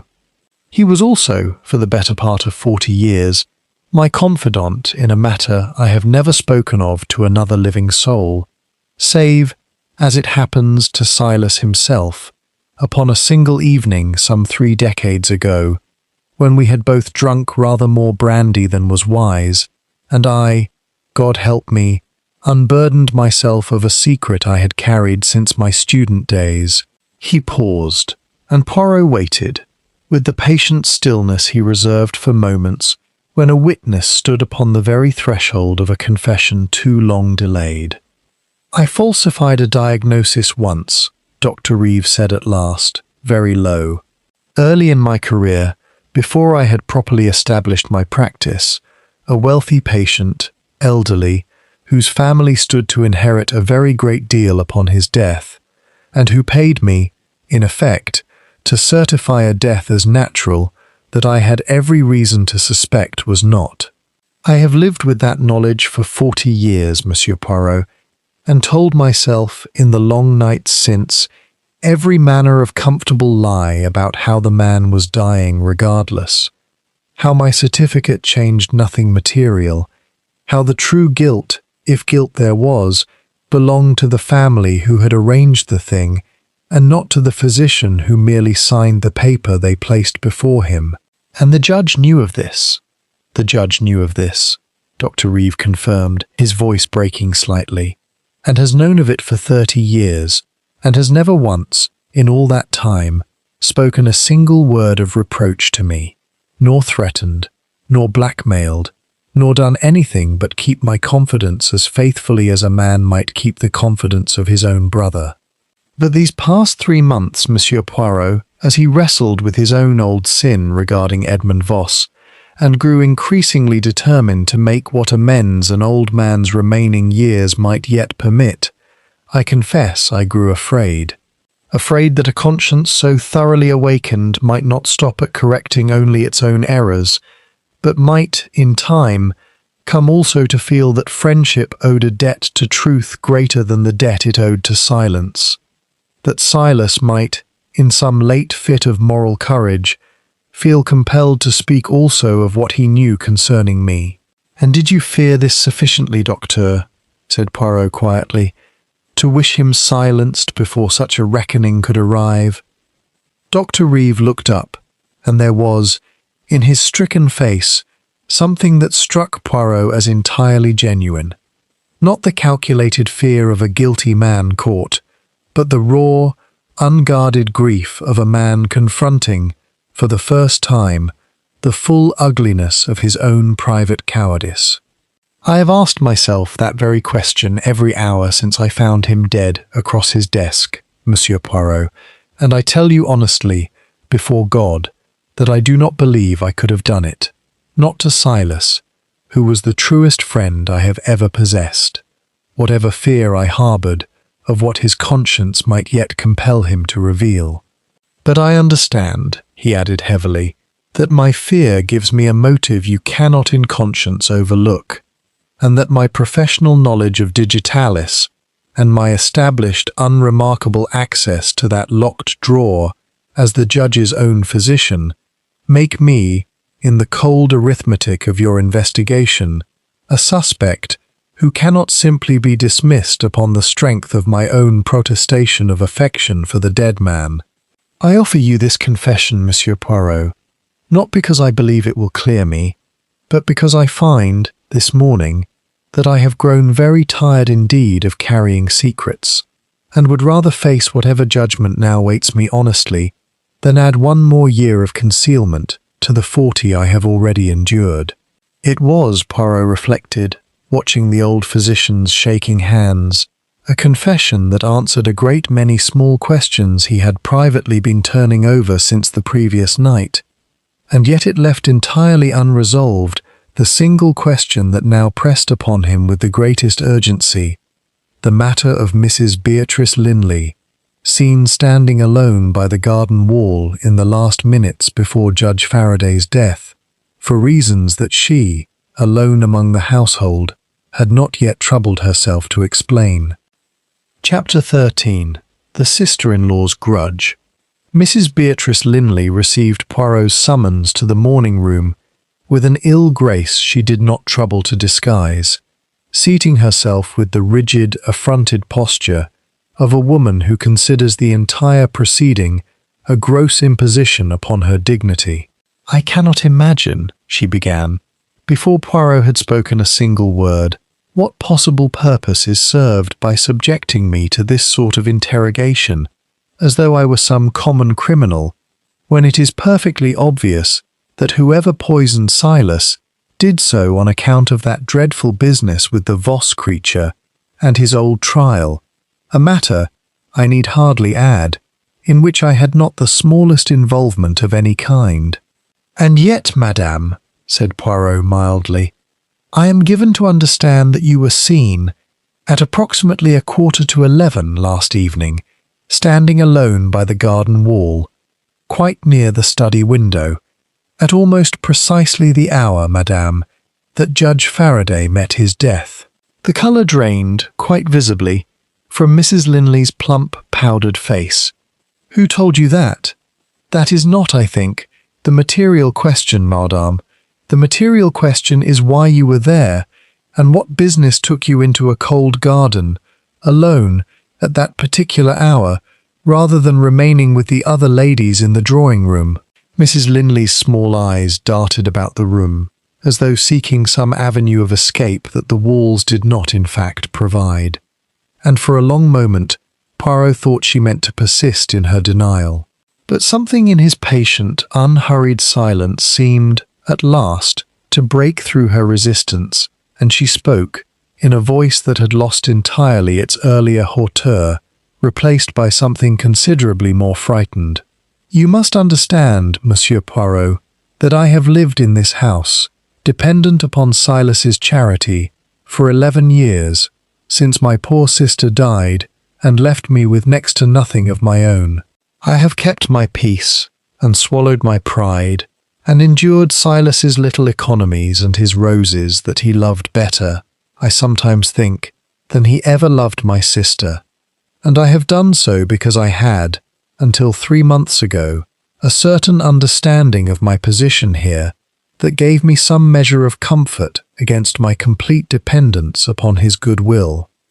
And this understanding, madame, there was a settlement, she said, low and bitter, an arrangement made at the time of my sister's death, guaranteeing my continued residence and a modest income so long as I lived, regardless of any change in Silas's own testamentary arrangements.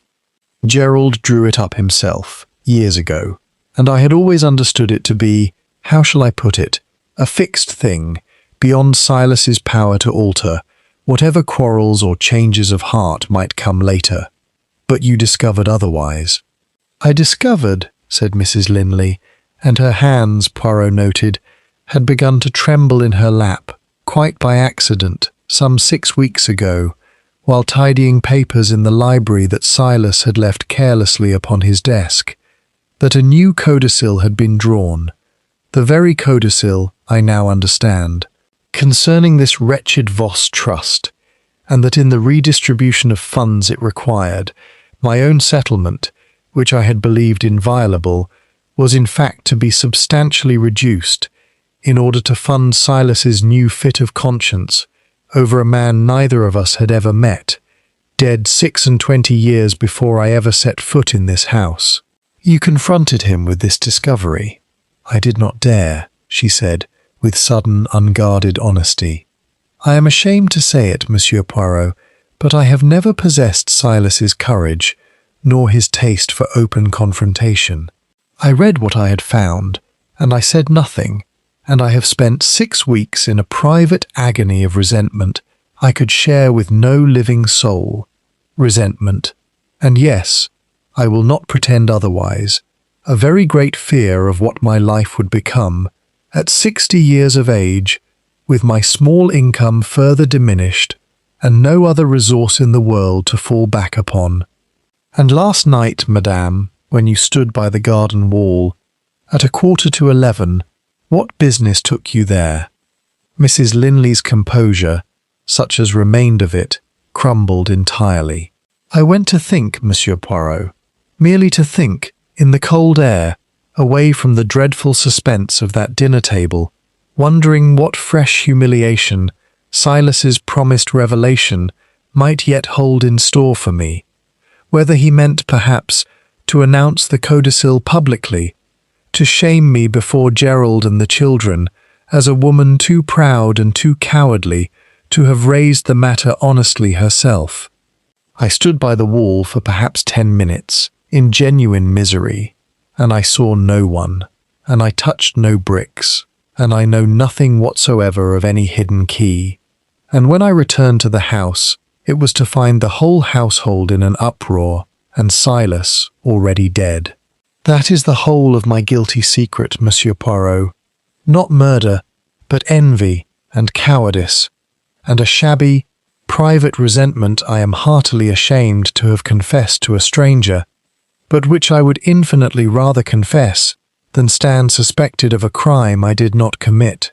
Poirot regarded her for a long moment, weighing the evident genuineness of her distress against the stubborn, unresolved fact of her presence at that fatal hour, so very near the one spot in the entire garden that mattered most to his inquiry, and found himself, not for the first time in this curious case, entirely unable to determine with any final certainty whether he had just heard a confession of harmless human weakness or the very carefully constructed alibi of a woman clever enough to weave a lesser sin about the edges of a far greater one. Chapter 14. The Stranger in the Gatehouse. It was Cordelia Faraday who provided, that same afternoon, the piece of information that would at last begin to draw the scattered threads of Poirot's inquiry into something resembling a coherent pattern, though she offered it, characteristically, not as a confession freely given, but as a fact extracted, with some difficulty, from a woman whose guarded manner concealed, Poirot had suspected from their very first meeting, a grief and a wariness considerably older and more complex than the events of the past 2 days alone could account for. "You wish to know," she said, when Poirot had at last succeeded in drawing her into a private conversation in the small conservatory at the rear of the house, "why I have been so unwilling to speak freely with you, Monsieur Poirot, and I suppose I owe you and my father's memory an honest answer, however little I care for these proceedings." "I would be most grateful, mademoiselle." "My father and I," said Cordelia, staring out at the rain-soaked garden with an expression of controlled, long-practiced bitterness, "have not been close, Monsieur Poirot, not for a very great many years. Not since I was 22, and wished to marry a man of whom my father profoundly disapproved, on grounds that had rather more to do with the young man's modest income than with any genuine defect of character. My father forbade the match, in the manner of a judge accustomed to having his rulings obeyed without appeal, and I, being young and proud, defied him, and lived, for 3 years, in a manner he considered scandalous, before the young man in question proved himself, in the end, precisely the sort of unreliable disappointment my father had predicted, and left me to face the consequences of my defiance largely alone. This is a private sorrow, mademoiselle, and I do not press you upon it beyond what bears directly upon the matter at hand. But I confess I do not yet see its connection to your father's death." "The connection," said Cordelia, turning to face him at last, "is that I have spent the 12 years since that unhappy episode, attempting, in my own quiet way, to rebuild what my father's disapproval so thoroughly destroyed, and that I discovered some 2 months ago, quite by chance, a piece of information that I have kept entirely to myself until this moment, out of a very natural reluctance to see it dragged before the whole household in the midst of whatever theatrical revelation my father intended for last night's dinner." She drew a slow breath. "There is a man, Monsieur Poirot, who has been lodging these past several weeks at the Gatehouse cottage at the far end of our drive, ostensibly a writer, engaged upon some book concerning the history of the county, who approached my father some 2 months ago for permission to consult certain old papers in his possession, and was granted, in exchange for a modest rent, the use of the gatehouse for the duration of his researches. I have had occasion to speak with him twice, in the ordinary course of village life, and I formed the distinct impression, both times that his interest in my father's papers had considerably less to do with county history than he professed. "You suspected him of some other purpose." "I suspected," said Cordelia carefully, "that he was in fact a journalist, or perhaps something less respectable than a journalist, engaged in gathering material for some sensational account of my father's career, and I feared, given my father's evident agitation these past months, that this stranger's presence and my father's private torment over the Voss affair might be connected in some fashion I did not fully understand, and that whatever secret my father intended to reveal last night might, through this man's agency, find its way into the newspapers, to the fresh humiliation of our entire family." "His name, mademoiselle?" "He gave it as Mr. Silas Kane," said Cordelia, "though I confess the coincidence of the Christian name with my father's own struck me, even at the time, as curious, and I have wondered since whether it was entirely by chance." Poirot went very still. "Mademoiselle," he said after a moment, in a voice that had taken on a new and careful intensity, "I must ask you to take me to this gatehouse at once, if you would be so good, for I begin to suspect that Mr. Silas Kane may prove to be a considerably more important witness to the events of this case than either of us has, until this moment, had reason to suppose." But when Cordelia led him, within the half-hour, down the long chestnut avenue to the small stone gatehouse at the edge of the estate, they found its door standing open to the rain, its single room stripped of every trace of its recent occupant, save a cold grate and a scattering of torn paper in the empty fireplace, and Poirot, kneeling to examine the fragments with the swift, careful precision of a man who senses that a vital piece of evidence has, quite literally, gone up in smoke before he could reach it, understood at once that Mr. Silas Kane, whoever he truly was, had fled Belhaven Court sometime in the past 24 hours, taking with him whatever knowledge had brought him to that gatehouse in the first place, and leaving behind him a mystery within a mystery that Poirot now recognized, with the particular thrill of a man approaching the true heart of a case at last, as the missing piece that would unlock the whole tangled affair. Chapter 15. The Letter Opener and the Locked Door. It was among the charred fragments in the gatehouse grate that Poirot found what he sought. A single scrap of paper, larger than its fellows, which had caught against the fire iron and escaped complete destruction, bearing, in a hand Poirot did not recognize, the ends of several lines of writing that had survived the flames. "Confirm the birth register at Reddington shows the boy was given up for adoption in the spring of.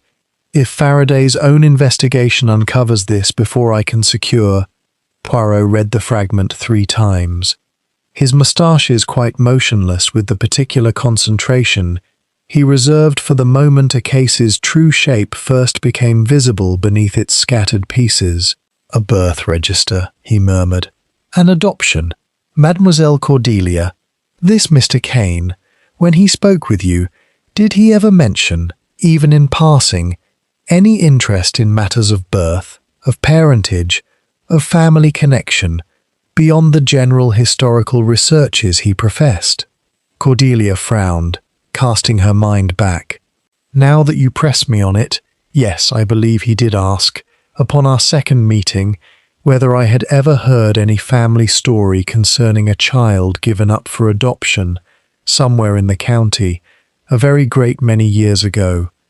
I thought it an odd question at the time, and told him I knew of no such story, and thought no more of it."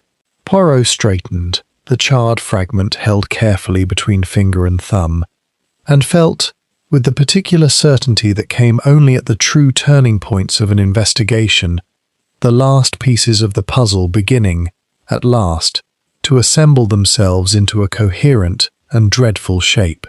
He returned to Belhaven Court and requested of Inspector Marsh a fresh and urgent inquiry, not into the movements of the household on the night of the murder, which he now believed he understood well enough, but into the birth and adoption records of the parish of Reddington, for the years immediately following the trial and conviction of Edmund Voss, 26 years before. The answer, when it came by telephone from the county registrar's office late that evening, confirmed what Poirot had, by then, very largely deduced.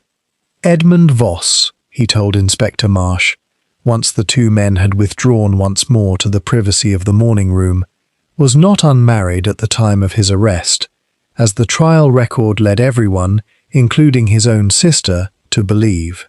He had married, in secret, some 8 months before Josiah Cartwright's murder, a young woman of Reddington, who died in childbirth some 6 weeks after his conviction.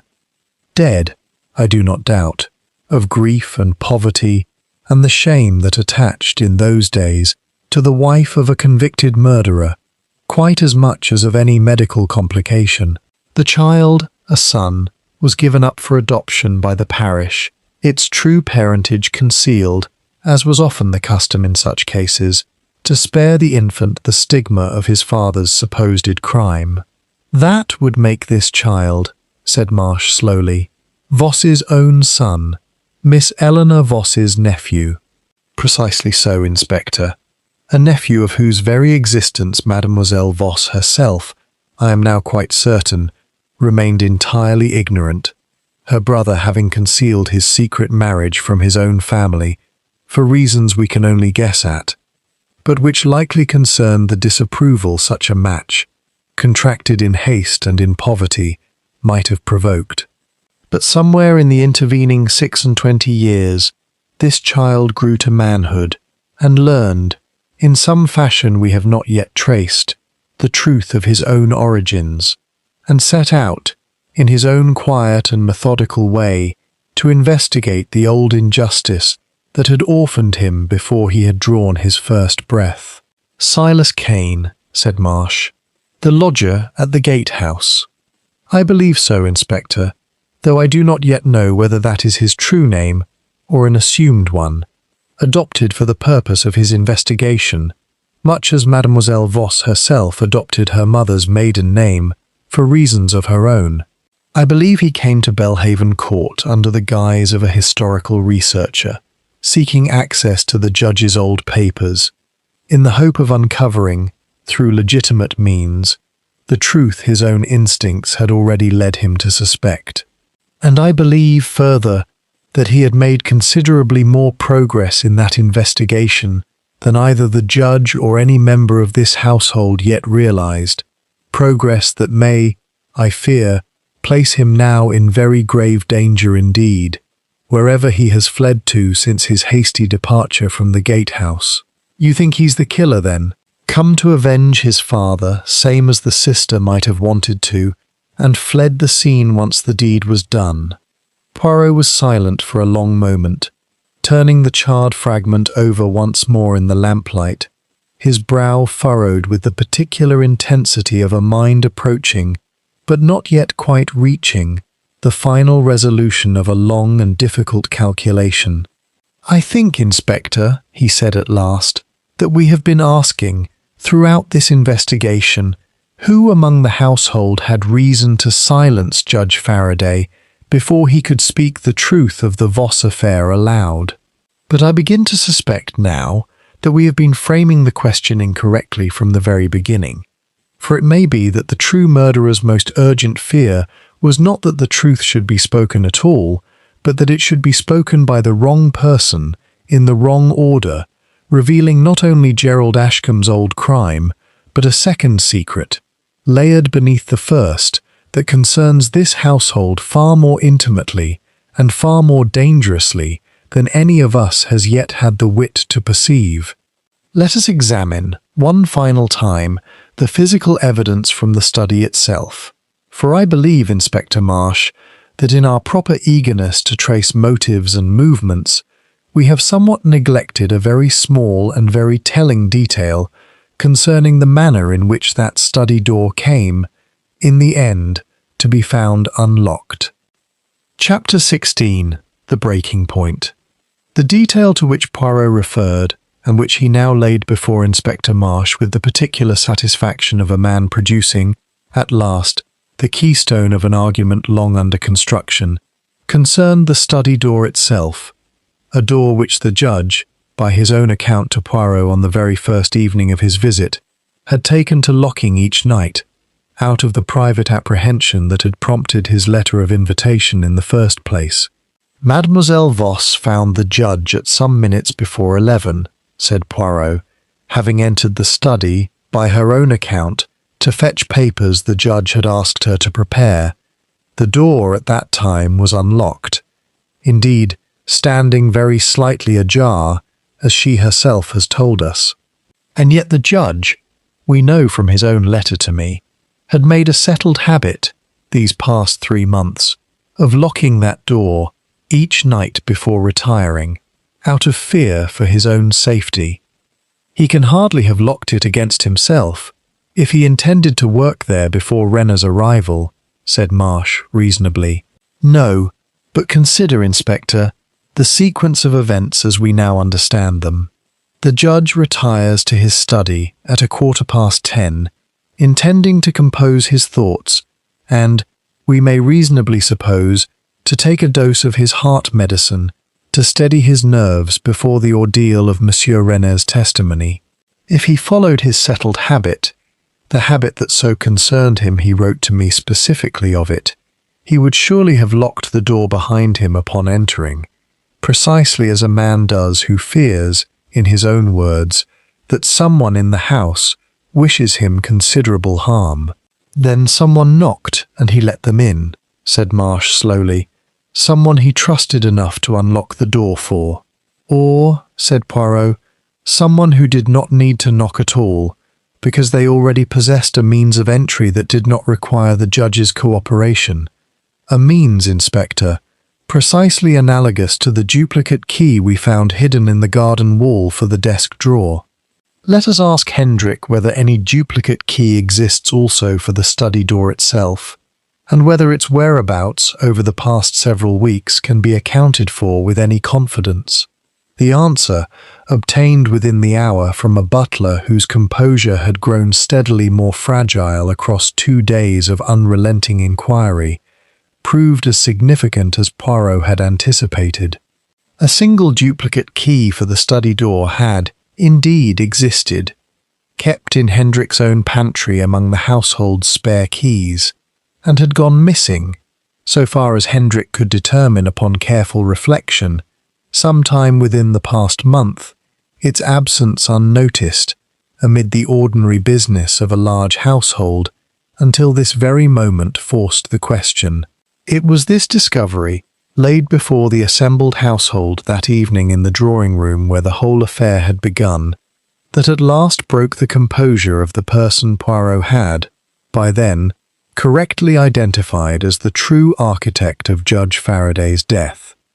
Though the confession, when it came not in response to any direct accusation, but in a sudden, unguarded collapse that took even Poirot somewhat by surprise in its timing, if not in its substance. "It was I," said Gerald Ashcombe, rising from his chair with the strange, defeated calm of a man who has exhausted every resource of concealment available to him. "I took the study key from Hendrik's pantry 6 weeks ago, the same week I learned of the codicil, and I had a duplicate of the desk drawer key, made from an old impression I had taken, quite by chance, years before, when the judge once asked me to fetch his medicine for him during a minor spell of illness, and I noted, at the time, merely from professional habit, the pattern of the key well enough to have it copied later, though I did not then know I should ever have use for such knowledge." "You entered the study last night," said Poirot quietly, while the judge sat alone, composing his speech. "I did not need to enter at all," said Ashcombe, and something in his voice, at last, cracked entirely. "I went to the study door meaning only to listen, to determine whether he intended, that very night, to name me before Renner arrived, and I found the door unlocked already, for he had not yet troubled to lock it, being absorbed in his writing. I let myself in. He looked up, entirely unafraid of me even then, God help him, for he had known me 15 years and trusted me as he trusted few men living. I told him I had come to beg him, one last time, to reconsider, to take the matter to the police quietly, as I myself had urged him weeks before, rather than expose me before his whole family in this theatrical manner he had contrived. He refused.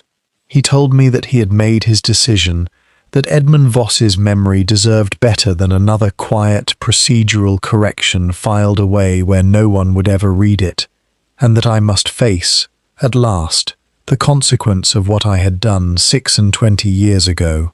Ashcombe's voice had sunk almost to a whisper. He turned back to his desk to continue writing, dismissing me, I think, quite as he had once dismissed junior counsel whose arguments he considered exhausted. And I saw the medicine glass upon the desk, already prepared. Hendrik had brought it in earlier, I later learned, at the judge's own request, and I understood, in that single terrible moment, that I possessed both the opportunity and the means to silence him permanently, if I could only bring myself to act before my courage failed. I had the vial in my pocket, Monsieur Poirot. I had carried it there, in fact, for above a week, telling myself each day that I would never actually use it, that its presence was merely a kind of grim reassurance against the worst possibility, until the worst possibility stood before me at last, refusing utterly to be reasoned with, and I found that a week of telling myself I would never do the thing had left me, in the final moment, entirely prepared to do it. The silence that followed this confession held the whole room motionless, and it was into that silence that Poirot spoke, at last, the question that had occupied his little grey cells throughout the whole of the preceding day. And the young man who called himself Silas Cain, Monsieur Ashcombe, the son of Edmund Voss, lodging these past weeks at your victim's own gatehouse, gathering evidence of your old crime through channels entirely independent of the judge's own investigation, did you know of his existence and his purpose before last night? Ashcombe's ashen face turned toward Poirot with an expression of such genuine blank bewilderment that Poirot understood, in that instant, with the particular certainty that came only at the true resolution of a case, that he had, at long last, arrived at the very last and most surprising piece of the puzzle that Judge Silas Faraday's fatal birthday dinner had set before him. "I know of no such person," said Gerald Ashcombe. "I have never in my life heard the name Silas Cain." Chapter 17. Poirot assembles the household. It was 2 days later, with Gerald Ashcombe formally charged and remanded upon Inspector Marsh's authority, and the household of Belhaven Court settling into the strange, suspended grief of a family whose mourning had been so thoroughly complicated by revelation and scandal, that Hercule Poirot requested, through Eleanor Voss, that the remaining members of the household, Cordelia, Rupert, Mrs. Linley, Dr. Reeve, and Miss Voss herself, gather once more in the drawing-room for what he described, with characteristic understatement, as one final small matter, which I think you will all wish to see resolved before I take my leave of this most instructive household. He stood before the fireplace, in the very spot where Judge Faraday himself had stood upon Poirot's first evening at Belhaven Court, and surveyed the assembled faces with an expression that held, alongside its habitual precision, something gentler, the particular gravity of a man about to complete not merely an investigation, but a reckoning that the dead man himself had set in motion, and had not lived to see through to its true end. "Mesdames, Messieurs," he began, "I have this morning received, by telegram from Inspector Marsh's office, confirmation of a fact that I have suspected these past 2 days, and which I believe will bring this whole sad affair to its proper conclusion, though not, I think, in quite the manner any of you has anticipated." He turned to Eleanor Voss. "Mademoiselle, I must ask you to prepare yourself for a piece of news that will, I think, come as a very great shock, though I hope, in time, it may also bring you a measure of comfort that 26 years of grief has hitherto denied you. Your brother Edmund did not die without issue. He married in secret some 8 months before his arrest, and his young wife bore him a son some 6 weeks after his conviction, a son who was given up for adoption by the parish, his true parentage concealed, and who has grown to manhood entirely ignorant, until quite recently, of the identity of the father he never knew. Eleanor Voss went very white, one hand rising slowly to her mouth. "A son," she whispered. "Edmund had a son." "I have a nephew." "You have a nephew," Poirot confirmed gently, "who has spent these past several months conducting his own private investigation into his father's conviction, using the name Silas Kane, and lodging at the gatehouse of this very estate, under the pretext of historical research, an investigation that had, by the night of the judge's death, progressed a very great deal further than any of us initially understood." "But he fled," said Cordelia. "The gatehouse was empty, the papers burned." "He fled," said Poirot. "Not from guilt, mademoiselle, but from fear. For I have this morning received confirmation that Mr. Silas Kane, whose true name I am given to understand is in fact Mr. Peter Aldridge, presented himself yesterday afternoon to the police in the neighbouring town of Farnworth, in considerable distress, seeking protection, having convinced himself, upon hearing garbled reports of the judge's death reach him at the gatehouse, that he himself might be suspected of the murder, given his own secret presence upon the estate, and his own undeniable interest in the old case, and having panicked, accordingly, and destroyed his papers and fled, rather than risk being drawn into a scandal that had already claimed one innocent man in his family, and might, he feared, claim a second. "Then he is innocent," said Eleanor Voss, her voice trembling. "He had nothing to do with Silas's death at all." "Nothing whatsoever, mademoiselle, beyond the melancholy coincidence of his presence upon the estate at the very moment the old injustice that had orphaned him came, at last, to its violent and unexpected resolution. He had never so much as met Gerald Ashcombe, and knew nothing of the judge's dinner-table revelations until they had already ended in tragedy. Inspector Marsh has interviewed him at length these past 2 days, and is entirely satisfied of his innocence. Indeed, I understand the young man has expressed the very greatest wish to meet you, mademoiselle, once the immediate turmoil of these events has settled, being as eager to know his father's sister as you, I do not doubt, will be to know your brother's son." Eleanor Voss sat very still for a long moment, tears standing openly upon her cheeks now, and it seemed to Poirot, watching her, that something long frozen in her composed, watchful face had at last begun, very slowly, to thaw.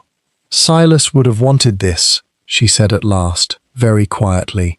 "Whatever else he did or failed to do in his life, he would have wanted Edmund's grandson found and welcomed and told the truth of where he came from. It is, I think, precisely the sort of correction he spent his last months trying so very hard to make." "I believe you are quite right, mademoiselle," said Poirot gently, "and I believe, further, that it falls now to this household, to all of you, whatever grievances and secrets these past 2 days have brought so painfully into the light, to complete the work that Judge Faraday did not live to finish himself." Chapter 18. The Judge's Secret Guest Revealed. It was on a mild, bright morning some 10 days later, the rain of the earlier week having given way, at last, to the particular clear gold light that Poirot had come, over his years in England, to regard as the country's finest and most fleeting gift, that Hercule Poirot returned once more to Belhaven Court, at the invitation of Eleanor Voss, to witness a small and private gathering that seemed to him, in its quiet way, a far more fitting conclusion to the whole affair than any courtroom verdict could provide.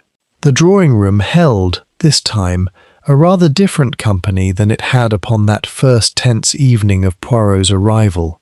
Cordelia, her guarded reserve softened somewhat by the events of the past fortnight. Rupert, sober and subdued, having confessed his gambling debts at last to his sister, who had agreed, with evident reluctance but genuine family feeling, to help him settle them from her own share of their father's estate. Mrs. Linley, considerably chastened, and considerably more grateful than her earlier hauteur had ever allowed her to appear, that the codicil concerning her settlement had, upon Ashcombe's arrest and the estate's proper administration, proven a good deal less punishing in its final terms than her panicked 6 weeks of secret resentment had led her to fear. Dr. Reeve, his old friendship mourned, but his own long-buried secret, once confessed, somehow lighter for the confessing, however painful the process had been. And Eleanor Voss, seated beside a young man of perhaps 25, fair-haired, with a certain watchful stillness about the eyes that Poirot recognized at once, with a small private satisfaction, as an unmistakable inheritance from an aunt he had known for barely a fortnight. "Monsieur Poirot," said Eleanor Voss, rising to greet him with a warmth she had not shown him upon his first arrival, "may I present my nephew, Peter Aldridge, though I confess I have already begun, in my own mind, to think of him simply as Edmund's son, which seems, after 26 years, a very much more important thing to be." The young man shook Poirot's hand with a firm, direct grip that reminded Poirot, not for the first time, that character has a curious way of passing down through blood, even where circumstance conspires to sever every other connection. "I owe you a very great debt, Monsieur Poirot," said Peter Aldridge. "Had you not pursued the truth of that gatehouse so carefully, I believe I might have spent the rest of my life running from a suspicion of murder I did not deserve, rather than finding, at the end of it, the family I never knew I had." "It was, I think, Monsieur Aldridge," said Poirot, "your own father's memory that deserved the credit, quite as much as any effort of mine, for it was Edmund Voss's innocence, patiently established by an old constable's conscience and a dying judge's courage, that set in motion the whole chain of events which has, in the end, restored to you not merely a name cleared of an old and terrible lie, but a family you might otherwise never have found at all." Later, as the small gathering moved out onto the terrace to take advantage of the mild autumn sunshine, Eleanor Voss drew Poirot briefly aside, her composed face wearing, now, an expression of quiet peace that Poirot had not seen upon it during the whole of his earlier visit. "I have been thinking, Monsieur Poirot, of something Silas said to me once, quite early in my time here, before either of us knew what secrets truly lay between us. He said that a judge's proper task was never merely to punish, but to restore, to set right, so far as any human institution could manage it, the balance that a crime disturbs. I did not understand, at the time, how very personally he meant those words, nor how long it would take him to apply them to the one injustice of his own career that he had never quite found the courage to correct, while there was still time to do it safely. He found that courage in the end, mademoiselle, said Poirot gently, though it cost him, in the finding of it, his own life. There are, I think, worse epitaphs a man might earn than that. No, said Eleanor Voss, looking out across the garden where Peter Aldridge stood talking, with the easy warmth of new-found family, to Cordelia, beside the roses the judge had loved too well to have pruned into proper order. The same roses, Poirot noted, that Eleanor herself had once described to him as flowers that needed, above all else, a little permitted wildness in order to be worth the growing. No, Monsieur Poirot, I do not think there is a worse epitaph at all. I think, in the end, it may be very nearly the best one a man could hope to earn. Poirot took his leave of Belhaven Court an hour later, walking down the long chestnut avenue toward the waiting motor car, with the particular quiet satisfaction that came, for him, not from the mere solving of a puzzle, though that satisfaction too he would never entirely disclaim, but from the rarer and more precious sense that a case, properly untangled, had left the world very slightly more just and very slightly more whole than it had found it. Behind him, in the golden autumn light, Belhaven Court stood exactly as it had stood upon his arrival. Grey, ivy-clad, watchful with the accumulated secrets of generations. But its study door, he did not doubt, would stand unlocked tonight, and every night thereafter, for the first time in 3 long and fearful months. And somewhere within its walls, an old injustice, 26 years in the writing, had at last, through courage and confession, and one very small Belgian detective's patient exercise of his little grey cells, been brought fully and finally into the light. The end.